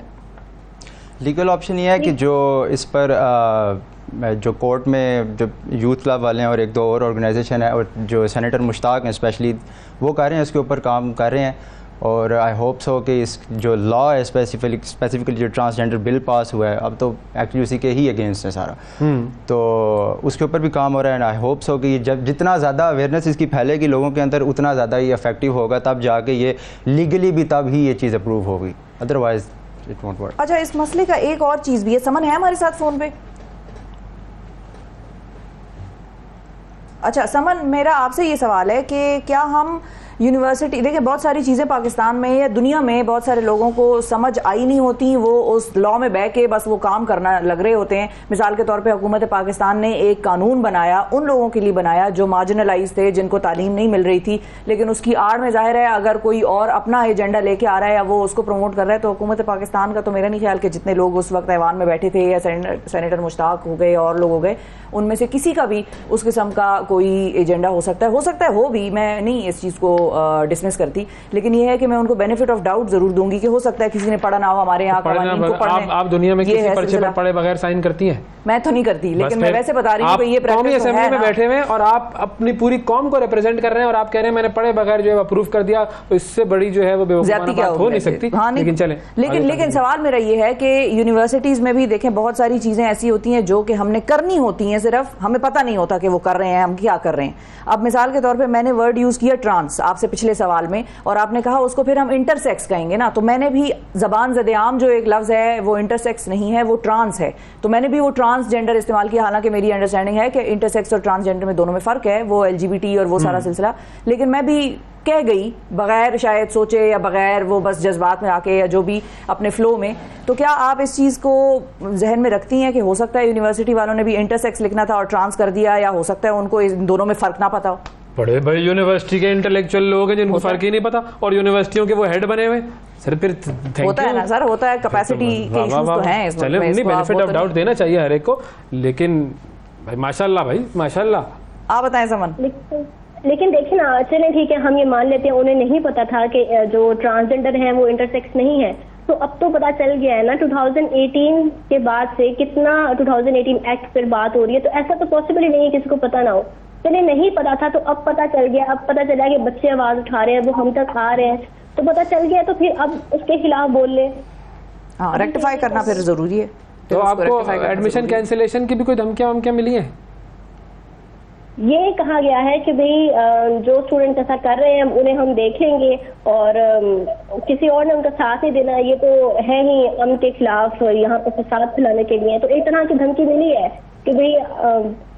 तो आपको डर नहीं लगता वैसे, अगर मिसाल के तौर पे आपकी यूनिवर्सिटी को पता चल जाए कि आप ये काम कर रही हैं, टीवी पे आके बोल रही हैं, तो आपको भी एक्सपेल करेंगे सबसे पहले, आपको नहीं डर लगता? डर तो लगता है, लेकिन फिर हक के लिए आवाज तो उठानी पड़ती है ना। आवाज़ तो उठानी पड़ती है, ज़ाहिर है, डरने से तो कुछ भी नहीं होगा। अगर आपके पास चॉइस है, हाँ। आप किसी शख्स को अपने वॉशरूम में आने की इजाज़त दें या फिर और डरते रहें या फिर डट जाएं, तो फिर डटना ही बनता है। आप कुछ कह रहे हैं अली? मैं इस पे यही कहूँगा अपने जितने भी पाकिस्तानी हैं स्पेशली, कि काइंडली इस इशू को सीरियस लें, क्योंकि ये छोटा मसला नहीं है। आज ये फीमेल ट्रांसजेंडर का इशू है, कल कला को अगर इसको नहीं रोका इस वक्त, तो कल कला को ये जो है ट्रांस मैन का इशू ले आएंगे। मेल्स ओनली जो इंस्टीट्यूट्स हैं उनमें जो है ना ये लोग फीमेल इस तरीके से ले आएंगे, और फिर जो गदर मचेगा वो सोसाइटी में आप नहीं रोक सकते उस चीज़ को। ओवरऑल जो प्रोपेगेंडा, जो फिल्थी इनका एजेंडा है, इसके ऊपर जितने भी स्पेशली पेरेंट्स हैं और यूथ हैं, इनको अंडरस्टैंड करने की ज़रूरत है। इसको हम कैजुअल नहीं ले सकते। आपकी एनमी है दूसरी तरफ से वो, तो बस यही है कि आप जितने ज़्यादा अवेयर करें और इस चीज़ को इसके एक्टिविज्म। थैंक यू, बहुत शुक्रिया अली, बहुत शुक्रिया जी। हमारी जो कॉलर्स हमारे साथ मौजूद थी तलबा और तालिबात, उनसे जो बात हुई हमारी बड़ी ज़बरदस्त। उनका तो एजेंडा तो है, ठीक है कि वो अपने हक़ के लिए खड़ी हुई हैं, लेकिन अब यूनिवर्सिटीज़ को सोचना चाहिए कि वो कर क्या रहे हैं। असल चीज़ ये है, असल प्रॉब्लम ये है कि यूनिवर्सिटीज़ इस वक्त उनकी बात सुन नहीं रही हैं और उनको धमकियाँ दे रही हैं कि भाई आपके साथ हम फिर जो सलूक करेंगे वो आप देख लीजिएगा। तो ज़्यादा से ज़्यादा क्या होगा, ज़्यादा से ज़्यादा निकाल देंगे यूनिवर्सिटी से, लेकिन फिर लीगल ऑप्शंस मौजूद होते हैं और हक़ के लिए खड़ा होना पड़ता है। थैंक यू जी, बहुत शुक्रिया अदा करेंगे नाज़रीन। वक्फा लेते हैं, वक्फे के बाद दोबारा हाजिर होंगे, हमारे साथ रहिएगा। सुबह सवेरे पाकिस्तान, सुबह सवेरे पाकिस्तान, सुबह सवेरे पाकिस्तान। वेलकम बैक जी। कैंसर के हवाले से थोड़ी सी बात करते हैं। कैंसर की ट्रीटमेंट दुनिया में महंगी तरीन ट्रीटमेंट्स में से एक है और वो नफ्सियाती तौर पर और जिस्मानी तौर पर बड़ी तकलीफ दे भी है और एक पेशेंट बड़ी तकलीफ से गुजरता है, उसके जो साथ लोग हैं, उसकी फैमिली मेम्बर्स, वो भी बड़ी तकलीफ से गुजरते हैं। अब इसमें एक ब्रेक थ्रू आया है और वो ब्रेक थ्रू ये है कि कैंसर की मुख्तलिफ ट्रीटमेंट्स पर बड़ा काम हो रहा है दुनिया में, पाकिस्तान में भी हो रहा है। पेशेंट्स, एक आर्टिकल छपा जिसकी हेडलाइन थी, patients in England will be the first to access 7-minute cancer treatment jab. अब ये जो ट्रीटमेंट जैब है कैंसर का, क्या ये फ्लू जैब की तरह है कि आपने एक प्रिवेंशन के लिए उसको लगा लिया? और ये इस पे लोग बड़ी बात कर रहे हैं। जैब क्या है? बेसिकली फ्लू जैब होता है एक, जो कि आप लगाते हैं जिससे आप फ्लू को प्रिवेंट कर सकते हैं। बिल्कुल। तो ये जो है 7-minute कैंसर ट्रीटमेंट जैब, यानी कि ये भी कोई इंजेक्शन होगा जिससे कि 7 मिनट्स के अंदर आपकी ट्रीटमेंट कैंसर की हो सकती है। और अब ये किस तरह से होगा, किस तरह से इस पर जो है पेशेंट्स को ये फराहम किया जाएगा। और बहरहाल बरतानिया में पेशेंट्स जो हैं वो दुनिया के पहले होंगे जो कि इस कैंसर ट्रीटमेंट जैब, जो कि 7 मिनट में अपना करिश्मा दिखाएगा, वो उनको लगेगा। तो हमारे साथ डॉक्टर वकास इश्तियाक साहब हैं जो कि कंसल्टेंट ऑन्कोलॉजिस्ट हैं और बरतानिया में हमें ज्वाइन कर रहे हैं और इसको हम एक्सप्लेन करेंगे कि ये है क्या चीज़। अस्सलाम वालेकुम डॉक्टर साहब। जी वालेकुम सलाम। सबसे पहले तो ये बताएं, ये 7-minute कैंसर ट्रीटमेंट जैब ये है क्या? जी, thank you very much for taking up this new innovative topic. ये एक दवा है जिसको हम इम्यूनोथेरेपी कहते हैं आम जबान के अंदर, और ये इम्यूनोथेरेपी कुछ अरसे से कैंसर के मरीजों में यूज़ हो रही है। अब ये हुआ है कि उस इम्यूनोथेरेपी को देने का तरीकाकार फ़र्क हो गया है, और ये जो नया ट्रायल है IMSIN-001, इसने ये शो किया है कि अगर ये इम्यूनोथेरेपी एक जैब की शक्ल में, यानी कि 7 मिनट के अंदर जिल्द के नीचे जैसे इंसुलिन का इंजेक्शन देते हैं उस तरह का एक इन्फ्यूजन अगर दिया जाए, तो इसका जो डिलीवरी टाइम है वो तकरीबन आधा घंटे से 1 घंटे से कम होके वो सिर्फ 7 मिनट रह जाता है। मैं आपको यहाँ बताता जाऊँ कि हम कैंसर के बारे में आज से कुछ साल पहले बहुत कम जानते थे, अब हम ज़्यादा जानते हैं और आने वाले वक्त में और भी ज़्यादा जानेंगे। तो जो ट्रेडिशनल ट्रीटमेंट्स हैं, सर्जरी जैसे काट के कैंसर को निकाल देना, उसके बाद केमिकल्स देना वेन्स के थ्रू जिसको हम कीमोथेरेपी कहते हैं, या फिर शॉओं का इस्तेमाल करना जिसको हम रेडिएशन कहते हैं, इन सब ट्रीटमेंट्स की अपनी जगह वैल्यू है और ये आज भी स्टैंड करते हैं। लेकिन अब हम ये जानते हैं कि कैंसर और भी तरीके यूज़ करते हैं बढ़ने के और अपने आप को सर्वाइव करने के, और उस सर्वाइवल में सबसे ज्यादा कैंसर इंटेलिजेंट ये करता है कि आपकी जो अपनी कुव्वत मुदाफ़ियत है उसको वो फ्रीज कर देता है। सर थोड़ा सा इसको अगर हम आम आसान अल्फाज में समझ लें कि क्या बेसिकली ये करेगा क्या, क्योंकि जो कैंसर के इतने लंबे लंबे ट्रीटमेंट्स होते हैं, जैसे आपने भी बताया कीमोथेरेपी हो गई या रेडिएशन हो गई, वो तो कई साल चलते हैं, तो ये 7 मिनट में क्या करेगा ये जैब? अच्छा, जैसे ये बड़ा अच्छा सवाल है आपका। मैं इसको आसान करता जाऊं कि ये बेसिकली फ्लू जैब या कोविड जैब जिसको हम इंजेक्शन कहते हैं, जैसे उस तरह नहीं है। ये ट्रीटमेंट है, ये प्रिवेंशन नहीं है। और ये ऑलरेडी ये ट्रीटमेंट यूज हो रहा है ब्रेस्ट कैंसर में, लंग कैंसर में, लिवर कैंसर में और मिसाना यानी ब्लैडर के कैंसर में। लेकिन ये ट्रीटमेंट, ये दवा जो है, ये कुछ सालों से इंट्रावीनस फॉर्म में यूज हो रही थी, जो कि तकरीबन 1 घंटा लेती थी हर पेशेंट का, जिसमें उनकी वेन्स को ढूंढना मुश्किल था, उनको रिएक्शंस होते थे और कॉम्प्लिकेशंस होती थी। तो ये जो नया ट्रायल है, इसमें ये जो नई इम्यूनोथेरेपी ड्रग्स हैं, इनको उन्होंने नई फॉर्मुलेशन में इजाद किया है और टेस्ट किया है कि क्या इनकी एफिकेसी या इनकी जो वर्किंग कैपेसिटी है वो वैसी है जैसे इंट्रावीनस हम दिया करते थे। तो ये जो नया ट्रायल है, इसने ये शो किया है कि बिल्कुल आप ये अगर यही दवा जिल्द के नीचे दें 7 मिनट के अंदर एज कंपेयर टू 1 घंटे के इंट्रावीनस, तो उसकी जो आउटकम है वो एक जैसी है। इससे हो ये रहा है कि ये दवा जो है ये लंबी चलती है बाकी ट्रीटमेंट्स की तरह, लेकिन इसका ड्यूरेशन जो इसका विजिट है हॉस्पिटल में वो बहुत कम हो जाएगा, जिसकी वजह से एक नॉर्मल एक बहुत अच्छा टाइम जो है हमारे पास हेल्थ केयर में बचेगा दूसरे मरीजों की देखभाल करने के लिए या और दवाएं यूज करने के लिए, और इससे और भी कॉम्प्लिकेशंस कम होंगी, जैसे कि इन्फेक्शंस हैं या और कॉम्प्लिकेशंस हैं, जैसे वेन्स नहीं मिलती मरीजों की, खासतौर कैंसर के मरीजों की वेन्स बहुत अच्छी नहीं होती। तो ये इस तरह से है। अच्छा डॉक्टर साहब, अब क्योंकि इस पे यहाँ पर पाकिस्तान में बहुत कम बात हुई है, तो मेरे जहन में ये भी सवाल एक आया कि इससे होता क्या है। मिसाल के तौर पे अगर हम कैंसर की ट्रीटमेंट में किसी शख्स का इलाज कर रहे हैं और उसकी सर्जरी करके कैंसर को रिमूव कर देते हैं, तो उसके बाद भी डॉक्टर्स ये प्रिस्क्राइब करते हैं कि आप कीमोथेरेपी या रेडिएशन थेरेपी कराएं just to be on a safe side. अब इससे क्या होता है, क्या ये कैंसर सेल्स की ग्रोथ को स्लो कर देता है या ये उस कैंसर को रोक देता है और उसके बाद दोबारा आपको कीमो या रेडिएशन की तरफ आना होता है? इसका एग्जैक्टली असर होता क्या है, कॉन्सिक्वेंस क्या है कैंसर सेल्स पे? बहुत अच्छा सवाल है ये। देखिए, हर कैंसर ट्रीटमेंट का अपना रोल है, और जैसे जैसे हम कैंसर के बारे में ज्यादा जानते जा रहे हैं, हमें ज्यादा चीजों का पता लगता जा रहा है और हम उसके खिलाफ मुख्तलिफ स्ट्रेटजीज को डेवलप कर रहे हैं। तो अभी भी सर्जरी का, कीमोथेरेपी का, रेडिएशन का रोल अपनी जगह है, लेकिन ये दवा इन पर्टिकुलर हमें ये बताती है कि हमारी जो अपनी इम्यूनिटी है वो फ्रीज हो जाती है, यानी कि वो उसको पैरालिसिस हो जाता है, यानी कि कैंसर सेल्स जो हैं उसको फ्रीज कर देते हैं हमारे अपनी इम्यूनिटी को। तो ये इम्यूनोथेरेपीज, जैसे कि इनके नाम से जाहिर है इम्यूनोथेरेपीज, ये आपकी अपनी इम्यूनिटी को कैंसर के अगेंस्ट स्ट्रॉन्ग करती हैं, बेहतर करती हैं। तो आपकी अपनी जो क़ुव्वत मुदाफ़अत है जो कैंसर के खिलाफ लड़ती है उसको ये बूस्ट करता है, और इस तरह कैंसर जो है वो बहुत अरसे तक जो है बढ़ता नहीं है या वापस। सस्ता है, और दुनिया में कहाँ ये इस्तेमाल हो रहा है? पाकिस्तान में भी हो रहा है ये यूज? जी, पाकिस्तान के अंदर ये मेरी इत्तला के मुताबिक अभी तक तो प्राइवेट सेक्टर में ज्यादा यूज हो रहा है।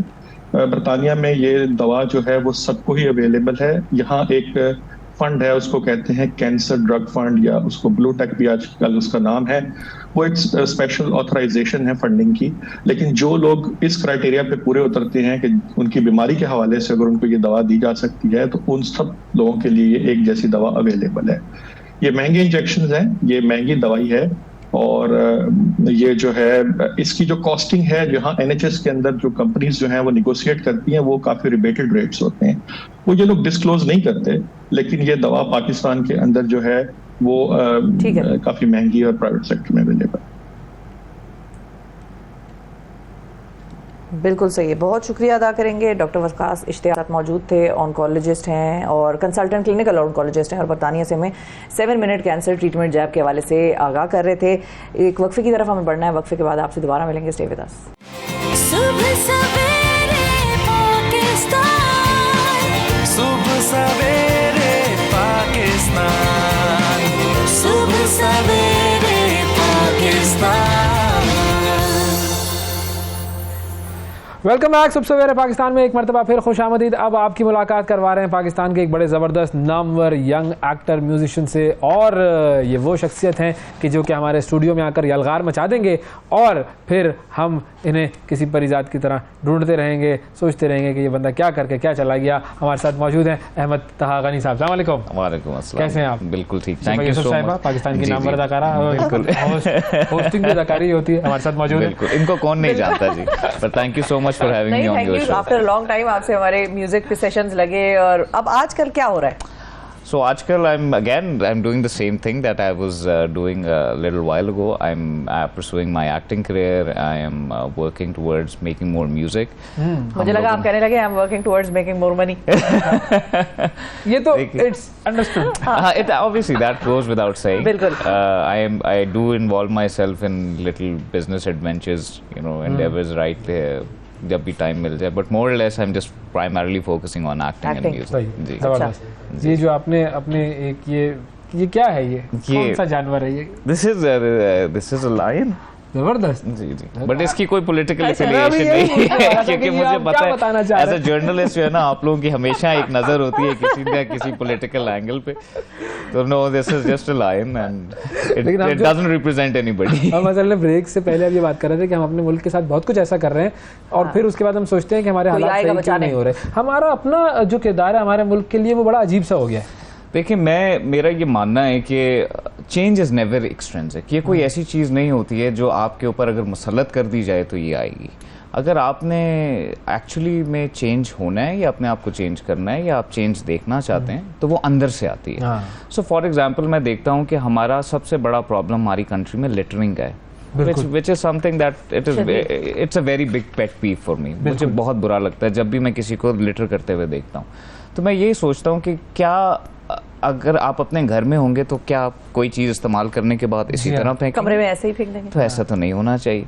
और ये हमारी गवर्नमेंट की सिर्फ रिस्पॉन्सिबिलिटी नहीं है कि वो आके इस तरह की चीज़ों को चेक रखे, ये हमारी सिटीजन्स की रिस्पॉन्सिबिलिटी है कि यस, अगर कोई एक डेजिग्नेटेड एरिया है जिसमें ट्रैश को फेंकना चाहिए तो ट्रैश वहाँ ही जाना। बिल्कुल। लेकिन अगर आपके सामने कभी कोई इस तरह कर रहा होता है तो आप करते क्या? मैं उनके पास जाके बोल देता हूँ, मैं कहता हूँ प्लीज़ आप ये मत करें।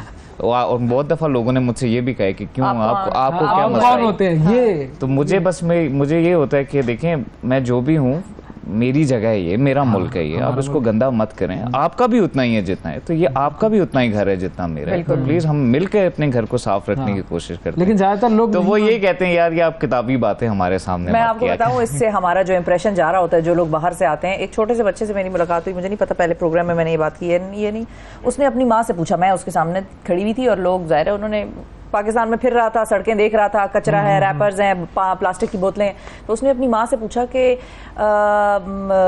Do Pakistani is not love their country?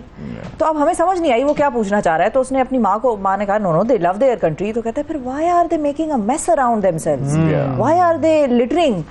तो ये उस बच्चे ने सिर्फ परसीव किया हमारे बारे में, हमारा रवैया देखकर अपने मुल्क के लिए कि भाई हम अपने मुल्क से मोहब्बत नहीं करते, इसलिए हम उसको गंदा कर रहे हैं। अच्छा, आपका एक्टिंग का करियर जो है वो किस बुनियाद पर शुरू हुआ था? मतलब ये कि you being the youngest of the siblings, not coming from an acting or music background? Not really, no. If I'm very honest about it, it was something that I always wanted to do. ये बचपन से मेरा एक शौक था, एक feeling थी, जरा सी एक बस था, बिल्कुल ये वायरस था मेरे अंदर शुरू से। I don't know ये कौन सा वाला वेरिएंट है जो अब सामने आ रहा है, बट ये बचपन से एक मेरे अंदर ड्राइव थी कि okay, either I want to be a soldier or I wanted to be an actor. Very two variant things. But these are the two things that I wanted. Soldier तो आपने घर में देखा था, तो समझ में आया, ठीक है। वो मैंने देखी। एक्टर किसको देखा आपने? इंस्पिरेशन? I just वो कहते हैं ना कि एक अंदर की आवाज होती है। I really didn't really look up to anybody because I didn't have any such role models in my life who were actors, who were from the media industry.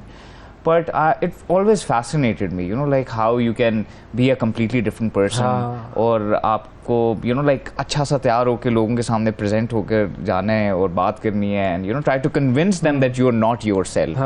So it fascinated me from a very young age. और फिर schools में भी मैं through out अपनी drama societies में हिस्सा लेता रहा, थिएटर प्लेस करता रहा। I had my first TV exposure when I was in the 2nd grade. अच्छा। और PTV कोयटा के अंदर वो एक छोटा सा सेगमेंट करते होते थे बच्चों के लिए, और उस सेगमेंट में वो उन्होंने वो जैसे बच्चों की पुरानी कहानियाँ थी, तो एक खरगोश और एक कछुए की कहानी थी जिसमें मैं खरगोश बना था। अच्छा। So that was my first negative lead. School में टेबलों में दरख्त बने हुए होते हैं। बिल्कुल, तो अल्लाह का शुक्रिया था कि खरगोश को नेगेटिव क्यों कहा? बिकॉज वो स्टोरी में नेगेटिव। देखिए कछुआ स्लो है, इसका ये मतलब थोड़ी है कि आप कछुए से तेज और कोई ना जाए। हाँ, बात तो आपकी बिल्कुल सही है, बट वो स्टोरी के कॉन्टेक्स्ट में it was taken as such. लेकिन उसके बाद नेगेटिव रोल्स में या पॉजिटिव रोल्स में जब सिलेक्ट करना होता है अब इस स्टेज पे, तो ज्यादा प्रेफरेंस किसको देते हैं? मैं कैरेक्टर को दूंगा हमेशा। अच्छा। मैं ये नहीं देखता कि कैरेक्टर पॉजिटिव है, प्रोटोगनिस्ट है या एंटागनिस्ट है। मैं देखता हूँ कि कैरेक्टर का इम्पैक्ट कितना है और वो क्या स्टोरी के अंदर कितना रेलेवेंट है और वो स्टोरी को किस तरह आगे बढ़ा रहा है। अच्छा, उससे ज़्यादातर ज़रूरी ये चीज़ नहीं होती कि वो कितना ज़्यादा दिखाई दे रहा है, उसका इम्पैक्ट कितना है वो मेरे लिए मैटर करता है। तो मेरी प्रेफरेंस वो होती है। अभी उसी को मद्देनजर रखते हुए मैंने अपना पहला नेगेटिव लीड उठाया। अच्छा। यार okay, I can't really talk about much कि क्या है, but this is my first negative lead and I am very excited. How are you preparing for it? So I am completely, कोई जरूरत ही नहीं पड़ रही एक्टिंग नहीं जरूरत होती है। देखिए कोई भी बंदा ऐसे कह दे कि जी उसको प्रिपरेशन की जरूरत नहीं होती, आई थिंक आप जितना ज्यादा प्रिपेयर्ड होते हैं अच्छी तरह से उतना आप अच्छा परफॉर्म कर नजर आता है, राइट। तो इसमें मेरे लिए थोड़ा सा डिफिकल्ट इसलिए था बिकॉज इससे पहले मैंने जितने भी कैरेक्टर्स किए वो बड़े लीनियर थे, वो one dimensional, very close to generally how I am. ये वाला बिल्कुल बरक्स था। अच्छा, it has a lot of shades and फिर मैं I had to sit down with the director and he explained it to me कि यार ओके मैं इसकी ये आर्क देखता हूँ तो इसमें आपने ये चीजें डालनी है। And it took us 2 days on set to actually get me into the groove. 2 दिन हमें लगे उसको बैठाते हुए कि अब फिर समझ में आया कि हाँ ये है जो चीज़ अब हमें चाहिए। सो जो उनके डायरेक्टर है, his name is Adeel Siddiqui.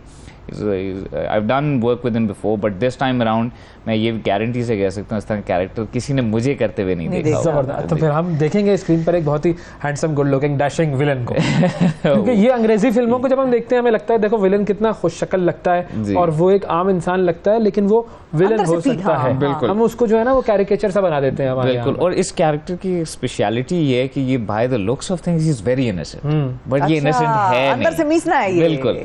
So I just did my plays, उसका नाम मीसनी था।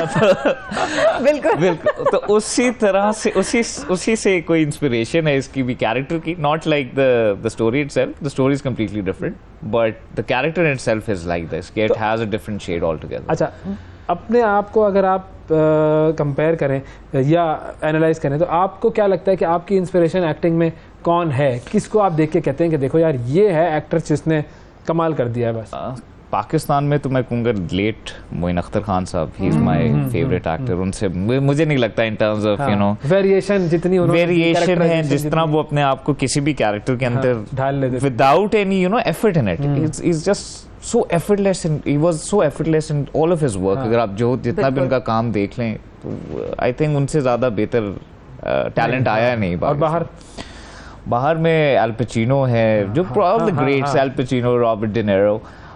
नए में I really like Ryan Gosling, he is very good, Chris Hemsworth. So but obviously इनकी लीग और उनकी लीग में बहुत फर्क है। वो उस जमाने में जिस तरह फिल्म्स बनती होती थी वो स्टाइल भी कुछ और था। बिल्कुल, हाँ। तो थोड़ा सा उस तरफ देखिएगा जी, एल पचिनो टाइप देख लेना। आई विश साल बाद आपने मेरी जिंदगी का सबसे अच्छा कॉम्प्लीमेंट एज एन एक्टर दिया। You very kind, you very kind. नहीं लेकिन अब जाहिर है आपका म्यूजिक का भी एक है और वो शख्स बना सकता है जो who is really into music. अगर उसको नहीं सेंस या वो समझ नहीं रहा अपने काम को तो वो म्यूजिक नहीं प्रोड्यूस कर सकेगा। एक्टिंग चले फिर ज्यादा मुश्किल आपको वैसे दोनों में क्या लगता है? So this is a very very interesting question। अगर very tricky because देखें दोनों मीडियम्स बहुत डिफरेंट है और दोनों मीडियम्स बिल्कुल एक जैसे हैं। कैसे? एक किसी भी ट्रैक का एक रिदम होता है, एग्जैक्टली लाइक दैट किसी भी एक सीन का एक रिदम होता है। तो आपने दोनों चीज़ों में ये पकड़ना होता है कि यार ओके इस ट्रैक का या इस सीन का रिदम क्या है और वो किस फ्लो के ऊपर आ रही है, किस बीट के ऊपर आ रहा है। और this is the only thing that I think I have been able to learn कि every scene has a beat। बिल्कुल। और आपने as an actor ये देखना होता है कि मेरे जो सामने मेरा co-actor है वो किस beat पे बोल रहा है, किस तरह से बोल रहा है, ताकि मैंने उसी तरह से उसकी energy को मैच करना है। अब जहाँ ये दोनों को-रिलेट करते हैं वो ये है कि both of them are a form of expression। So singing भी मेरे लिए ऐसी होती है, when I'm singing तो it's exactly like I'm acting and I'm you know like visualizing everything in these verses जो मैं अदा कर रहा हूँ। एक्टिंग में भी यही है, जो मेरी लाइंस हैं मैं उनके मेरे माइंड में एक डिफरेंट मेंटल पिक्चर है उनकी, तो वो मैं उसको एग्जीक्यूट कर रहा हूँ। सो यहाँ पे ये दोनों they're the same, but difference कहाँ पे आता है कि सिंगिंग में obviously you have to be a lot more in tune with the rhythm. Acting में आपके पास थोड़ी सी आजादी सिंगिंग की बाकायदा आपने तरबियत हासिल की? जी बिल्कुल। वो किससे और कितनी? मेरे 2 टीचर्स थे। एक जब मैं मैट्रिक में था तो मेरे सर का नाम सर नुमान मिर्ज़ा था, बहुत अच्छे कवाली करते हैं, बहुत अच्छी क्लासिकल सिंगर है, बहुत अच्छे। उसके बाद फिर कराची में 2013 and 14 में I had a vocal coach, his name was Nadir Abbas. अच्छा। he's now here in Islamabad, he's also a very fabulous singer। तो इन दोनों ने मेरे vocals के ऊपर मेरी कोशिश ये थी कि I'm not going to rely too much on classical music because मेरा गोल बड़ा स्पेसिफिक था कि I should be able to sing all sorts of songs without losing the texture of my voice। अब जब क्लासिकल सिंगिंग में आप गाते हैं ज़्यादा तो आप बेसिकली अपनी, क्योंकि आप चेस्ट वॉइस ज़्यादा यूज़ करते हैं, you don't use your head voice और योर थ्रोट वॉइस, तो उससे आपकी जो टोन है वो खराब हो जाती है। आपने अक्सर औकात देखा होगा, because they are singing very loudly. ये तो आप हमें गा के समझाएंगे तो हम कैसे मान लें? ये क्या होता है चेस्ट वॉइस? हां, चेस्ट वॉइस क्या है, हमें कैसे पता चले? ये देखिए, उसके लिए ना म्यूजिक लेसन्स के लिए मैं अलग से चार्ज करता हूं। तो बताएं, वही समझाएं। So please explain with a suitable demonstration. So demonstration उसकी simple सी है। So it's recently a track that I did, जिनका शो आपने किया था, it's called तू मिल जाए तो। So I tried to sing with okay, I'll just try to say it. हो जाए। तू मिल जाए तो भुला दूं ये जहां सारा, तू मिल जाए तो सवर जाए ये आवारा, तू मिल जाए तो भुला दूं ये जहां सारा, तू मिल जाए तो। So I'm using a combination of my chest voice and my throat voice. अब अगर जो as opposed to जो classical singing होते हैं, they don't use their throat voice or their head voice. They usually sing from their diaphragm and they sing very loudly. So उसमें playback singing इतनी नहीं अच्छी आती है।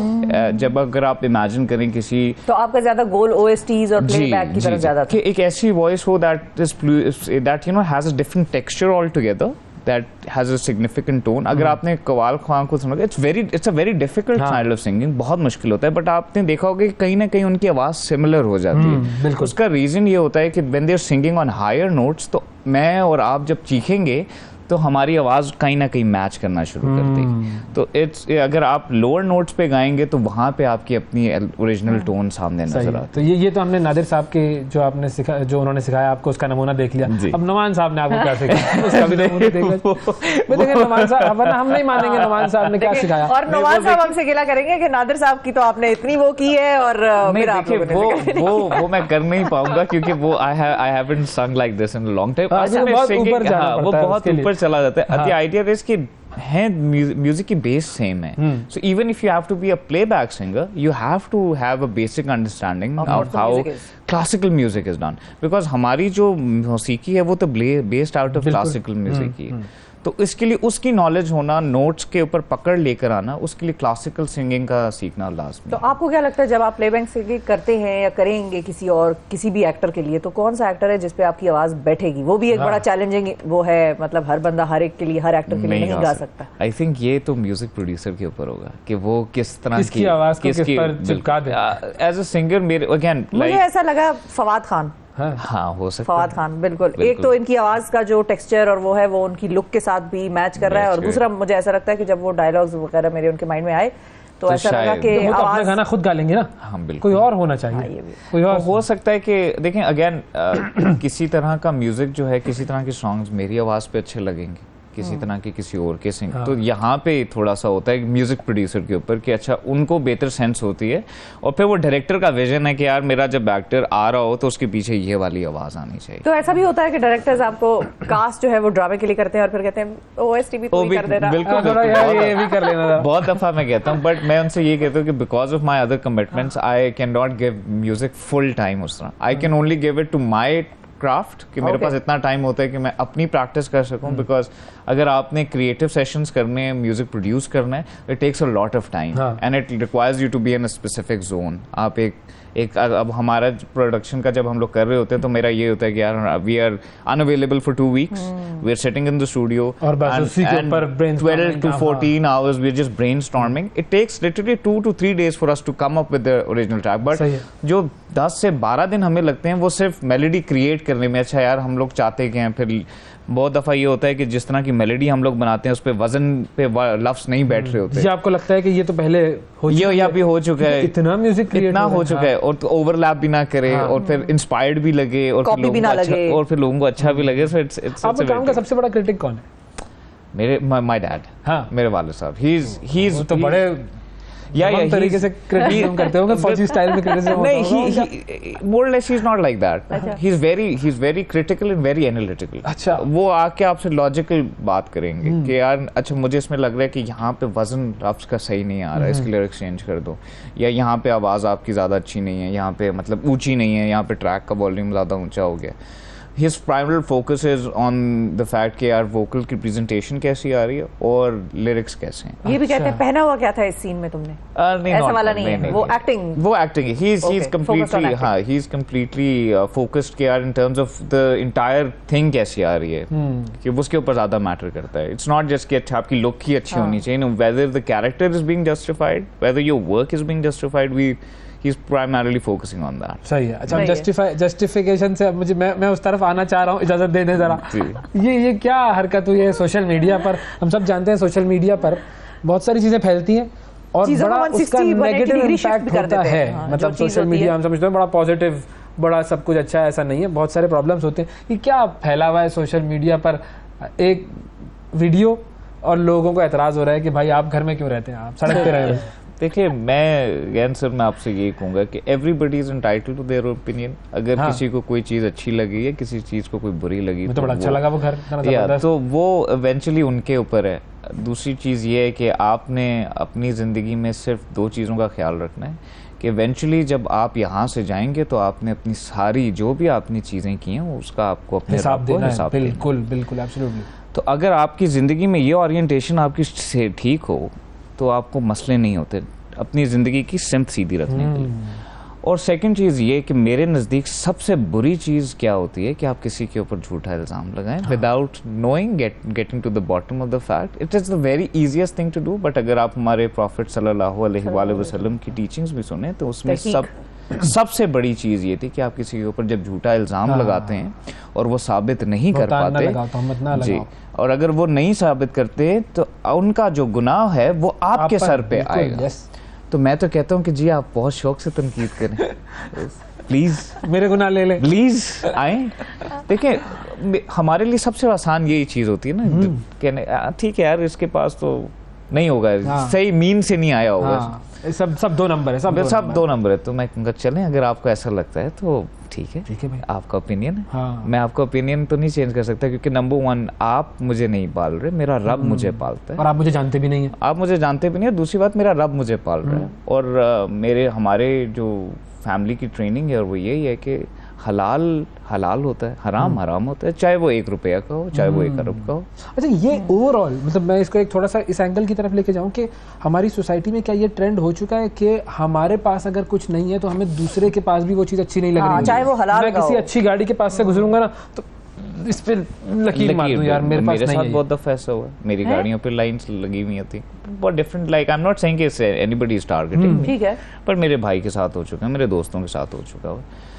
फिर यही कहता हूँ कि अल्लाह ताला हसद करने वालों से बचाए, बिल्कुल, और उसके लिए अल्लाह ताला ने हमें सूरत दी। हाँ, लेकिन ये है कि वो सेल्फ पिटी या वो औरों के लिए, कोई गरीब आदमी होगा वो कुछ नहीं भी कर रहा होगा तो हम उसकी तरफ अपनी सारी पिटी दे देंगे कि भाई देखो वो बेचारा गरीब मासूम है, हालांकि वो हठधर्मी करेगा, वो काम नहीं कर रहा होगा, बच्चों को पाल नहीं रहा होगा, बच्चे सारे उसने मुलाजमतों पे लगाए होंगे। लेकिन कोई अमीर आदमी हक हलाल में भी अगर ज्यादा कमा लेगा तो हम उसको शक की निगाह से और नफरत से देखेंगे। देखिए मैं ये कहता हूँ कि अगेन इसमें कोई बुरी बात नहीं है, अगर कोई आपको शक की नज़र से देख रहा है देखें, अगर आपको लगता है कोई चीज़ सही नहीं है तो नहीं होगी सही, बट उसकी प्रॉपर तहकीक करें। उसके लिए इन्वेस्टिगेटिव एजेंसीज अवेलेबल हैं, उसके पास अगर आपको कोई प्रॉब्लम इस तरह का इशू लगता है तो आपके पास एक लीगल एपरेटस है, उसको इस्तेमाल करें, पिटिशन करें। मैं तो ये कहूँगा कि यार अगर आपको किसी भी बंदे के ऊपर लग रहा है, you have the courts, go to them और उनसे तहकीक करवाएं कि यार get to the bottom of this, हम तो जानना चाहते हैं। इस बात ने चैप्टर ही क्लोज कर दिया, जबरदस्त, बेहतरीन बात। थैंक यू आपने वक्त दिया। हमारे साथ थे अल पचीनो, कल पचीनो बनेंगे ना, कल पचीनो जी, जबरदस्त। Thank you ji, thank you, बहुत शुक्रिया। नाज़रीन वक्फा लेते हैं, वक्त के बाद दोबारा हाजिर होंगे, हमारे साथ रहिएगा। सुबह सवेरे पाकिस्तान, सुबह सवेरे पाकिस्तान, सुबह सवेरे पाकिस्तान।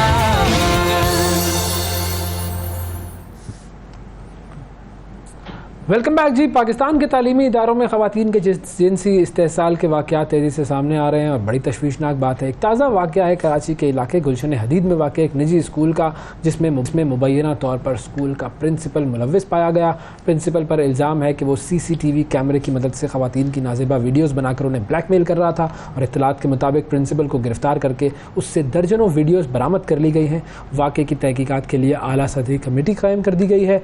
ताहम ऐसे स्कैंडल्स का मुसलसल मंजर आम पर आना ये बड़ी तशवीश की बात है और माशरे में अखलाकी इक़्तिदार की पामाली का एक और सबूत है। इस हवाले से हम बात करेंगे। हमारे मौजूद हैं जनाब फयाज़ यूनुस साहब। उनसे पहले बात करते हैं कि ये वाक़या क्या हुआ। अस्सलाम वालेकुम फयाज़ साहब। जी भाई साहब। जी फयाज़ साहब बताइए इस वाक़े की क्या तफसीलात है।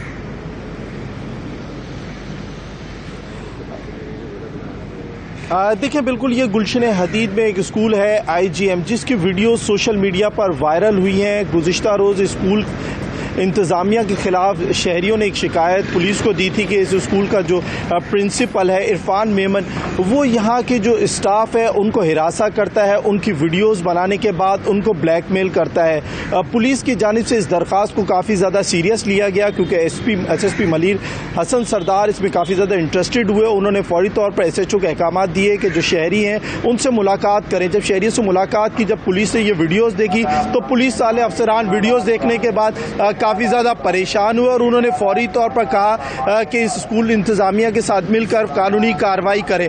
पुलिस अफसरान ने स्कूल इंतज़ामिया के साथ मिलने के बाद वाक़े का मुकदमा दर्ज किया और इनको कहा कि स्कूल का जायज़ा लें। 25 से ज़ायद वीडियोज़ मिली हैं जिनमें स्कूल स्टाफ के 4 टीचर्स हैं जिनकी 25 वीडियोज़ मुख्तलिफ औकात की हैं। पुलिस का कहना है कि CCTV लगवाने वाला जो अली लोधी और इलेक्ट्रीशियन शकील इस तमाम तर गिनौने धंधे का हिस्सा है और ये तमाम तर लोग भी जो स्टाफ है स्कूल का उनको ब्लैकमेल करने के लिए कोशिशें कर रहे थे। पुलिस ने अब तक एक मुलजिम जो स्कूल का प्रिंसिपल है सिर्फ उसको गिरफ्तार किया है। चंद मुश्तबा अफराद को हिरासत में लिया गया है जिनसे तहकीकात जारी हैं। गुलशन हदीद के जो शहरी हैं वो इस वाक़े के बाद काफ़ी ज़्यादा खौफजदा हैं क्योंकि गुलशन हदीद में काफ़ी ज़्यादा तादाद में प्राइवेट स्कूल्स हैं जिनके लिए कोई SOPs नहीं है। तमाम तर जो स्कूल इंतज़ामिया है उन पर कोई चेक एंड बैलेंस नहीं है। शहरियों ने मुतालबा किया है कि आइंदा ऐसे वाक़यात से रुकने के लिए इक़दामात किए जाएं। बिल्कुल ठीक है जी, बहुत शुक्रिया जी। हमें राफिया मल्ला साहबा भी ज्वाइन करेंगी जो कि एडिशनल डायरेक्टर हैं registration of private schools government of Sindh की। उनसे हम बात करेंगे कि ऐसे स्कूलों के साथ हुकूमत क्या कर सकती है और किस तरीके से इस तरह के वाक़यात को रोका जा सकता है। जी राफिया मल्ला साहबा अस्सलाम वालेकुम। वालेकुम सलाम। राफिया साहबा ये जो वाक़या सामने आया है इसके बाद स्कूल के खिलाफ क्या कार्रवाई होगी और कैसे मजीद वाक़यात को रोका जा सकता है?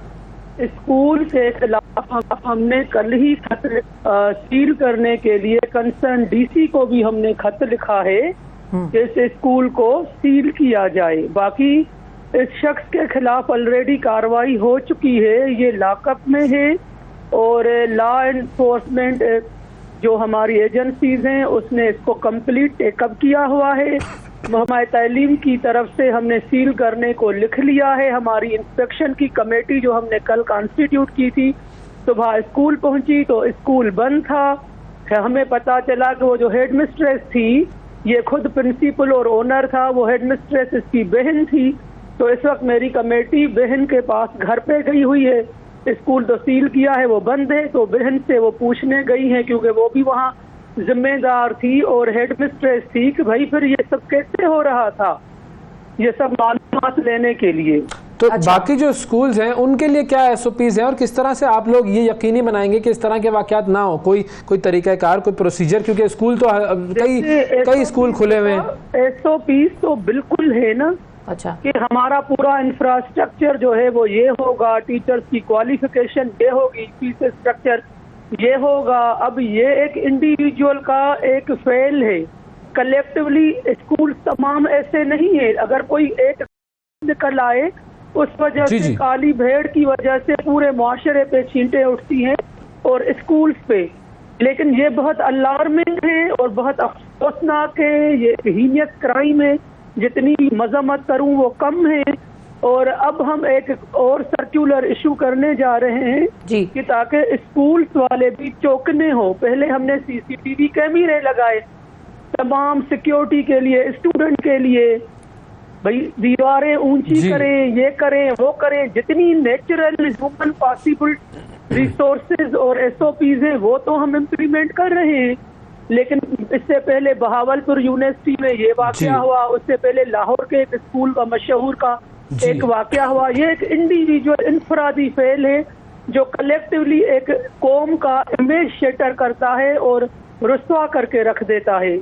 तो अब इस पे हमने स्कूल को सील करवाया है और इंक्वायरी कर रहे हैं।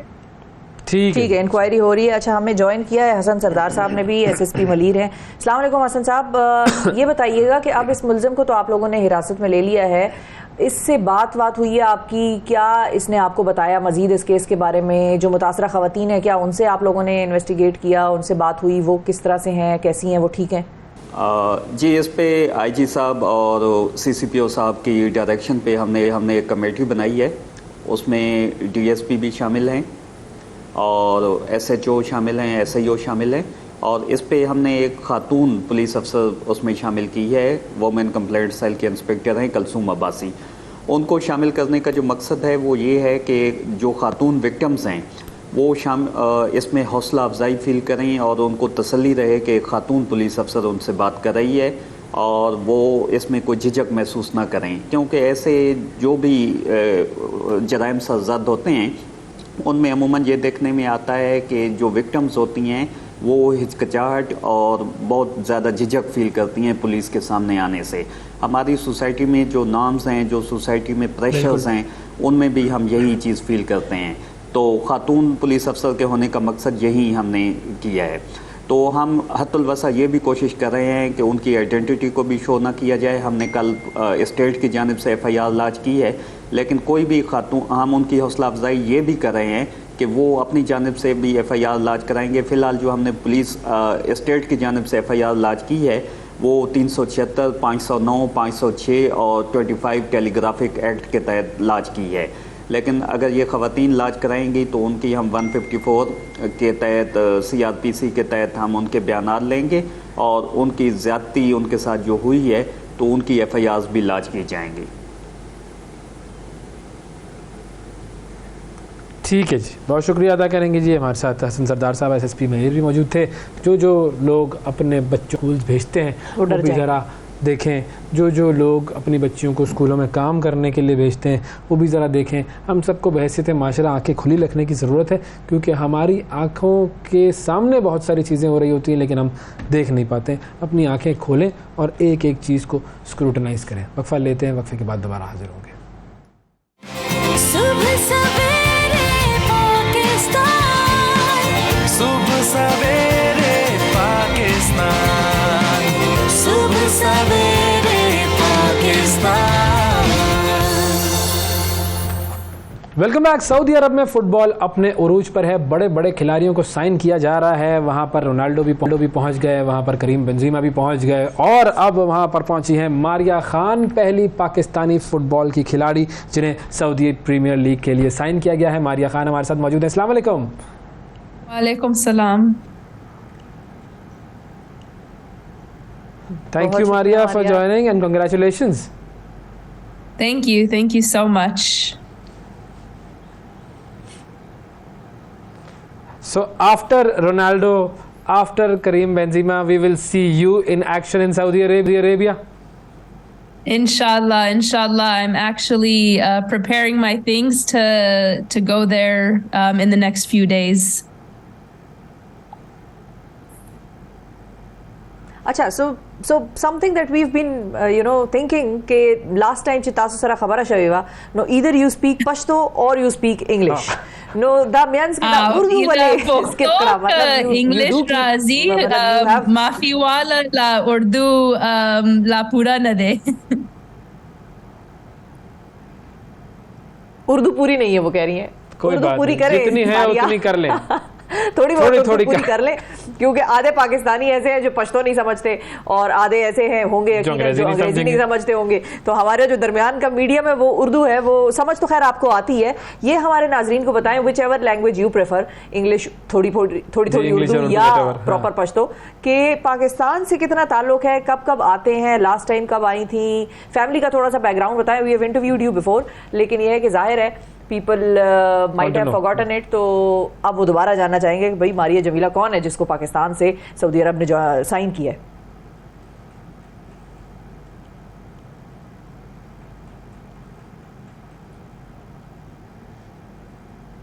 Assalamu alaikum. Can you guys hear me okay?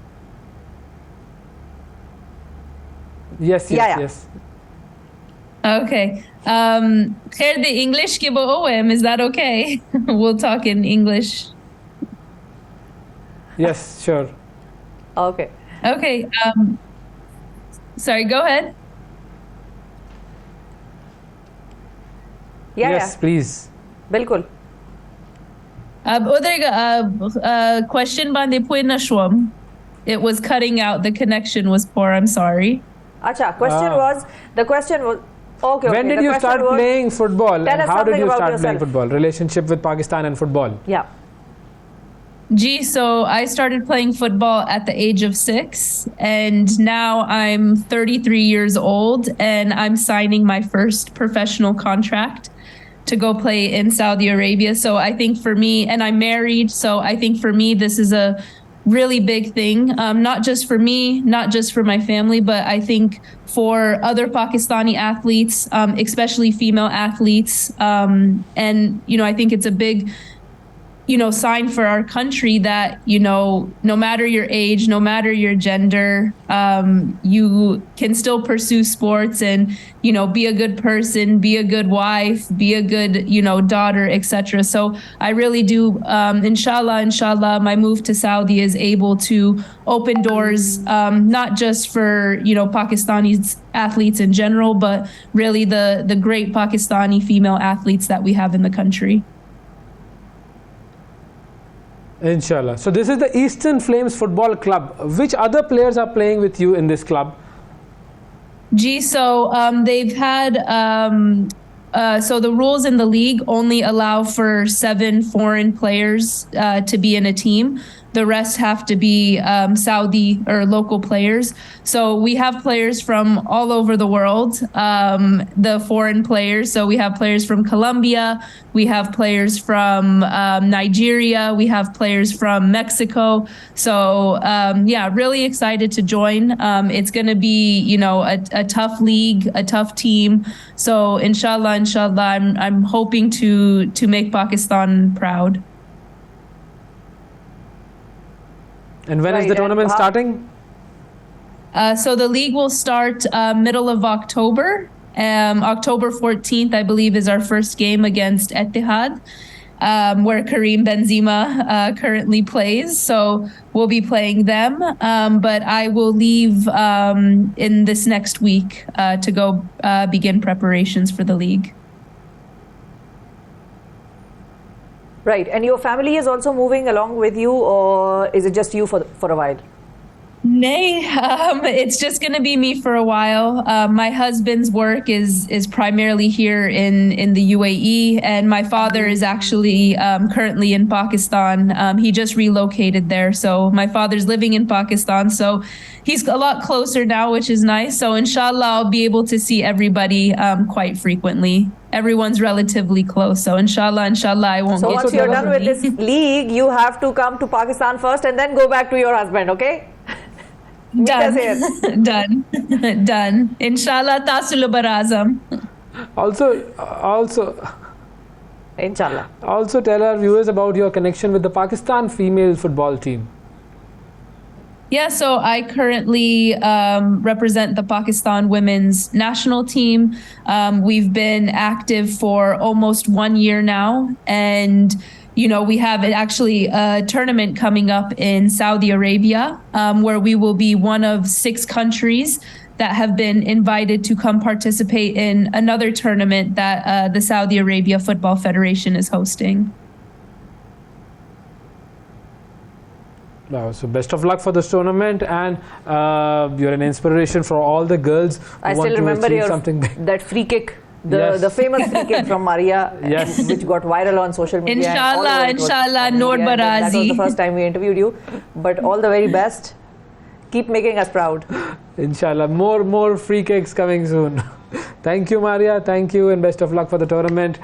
नाजरीन, ये है जी पाकिस्तान की ख़वातीन। हमने शुरू में आगाज़ में आपको बताया था पाकिस्तान की लड़कियों की क्रिकेट टीम ने ज़बरदस्त टूर्नामेंट जीता और प्रोग्राम का अख्ताम भी जो है वो एक ऐसी खातून से किया जो कि अब सऊदी अरेबिया जाकर वहाँ के क्लब्स के लिए ज़बरदस्त खेलेंगी। और पूरे प्रोग्राम में तो एक खातून होती हैं, उनका भी क्या करना है, वो तो अब हैं इस प्रोग्राम में, तो हैं वही, ठीक है, सही है। नाजरीन, आज के प्रोग्राम में इतना ही, आपसे कल फिर मुलाकात करेंगे। अल्लाह हाफिज़। सुबह सवेरे पाकिस्तान, सुबह सवेरे पाकिस्तान, सुबह सवेरे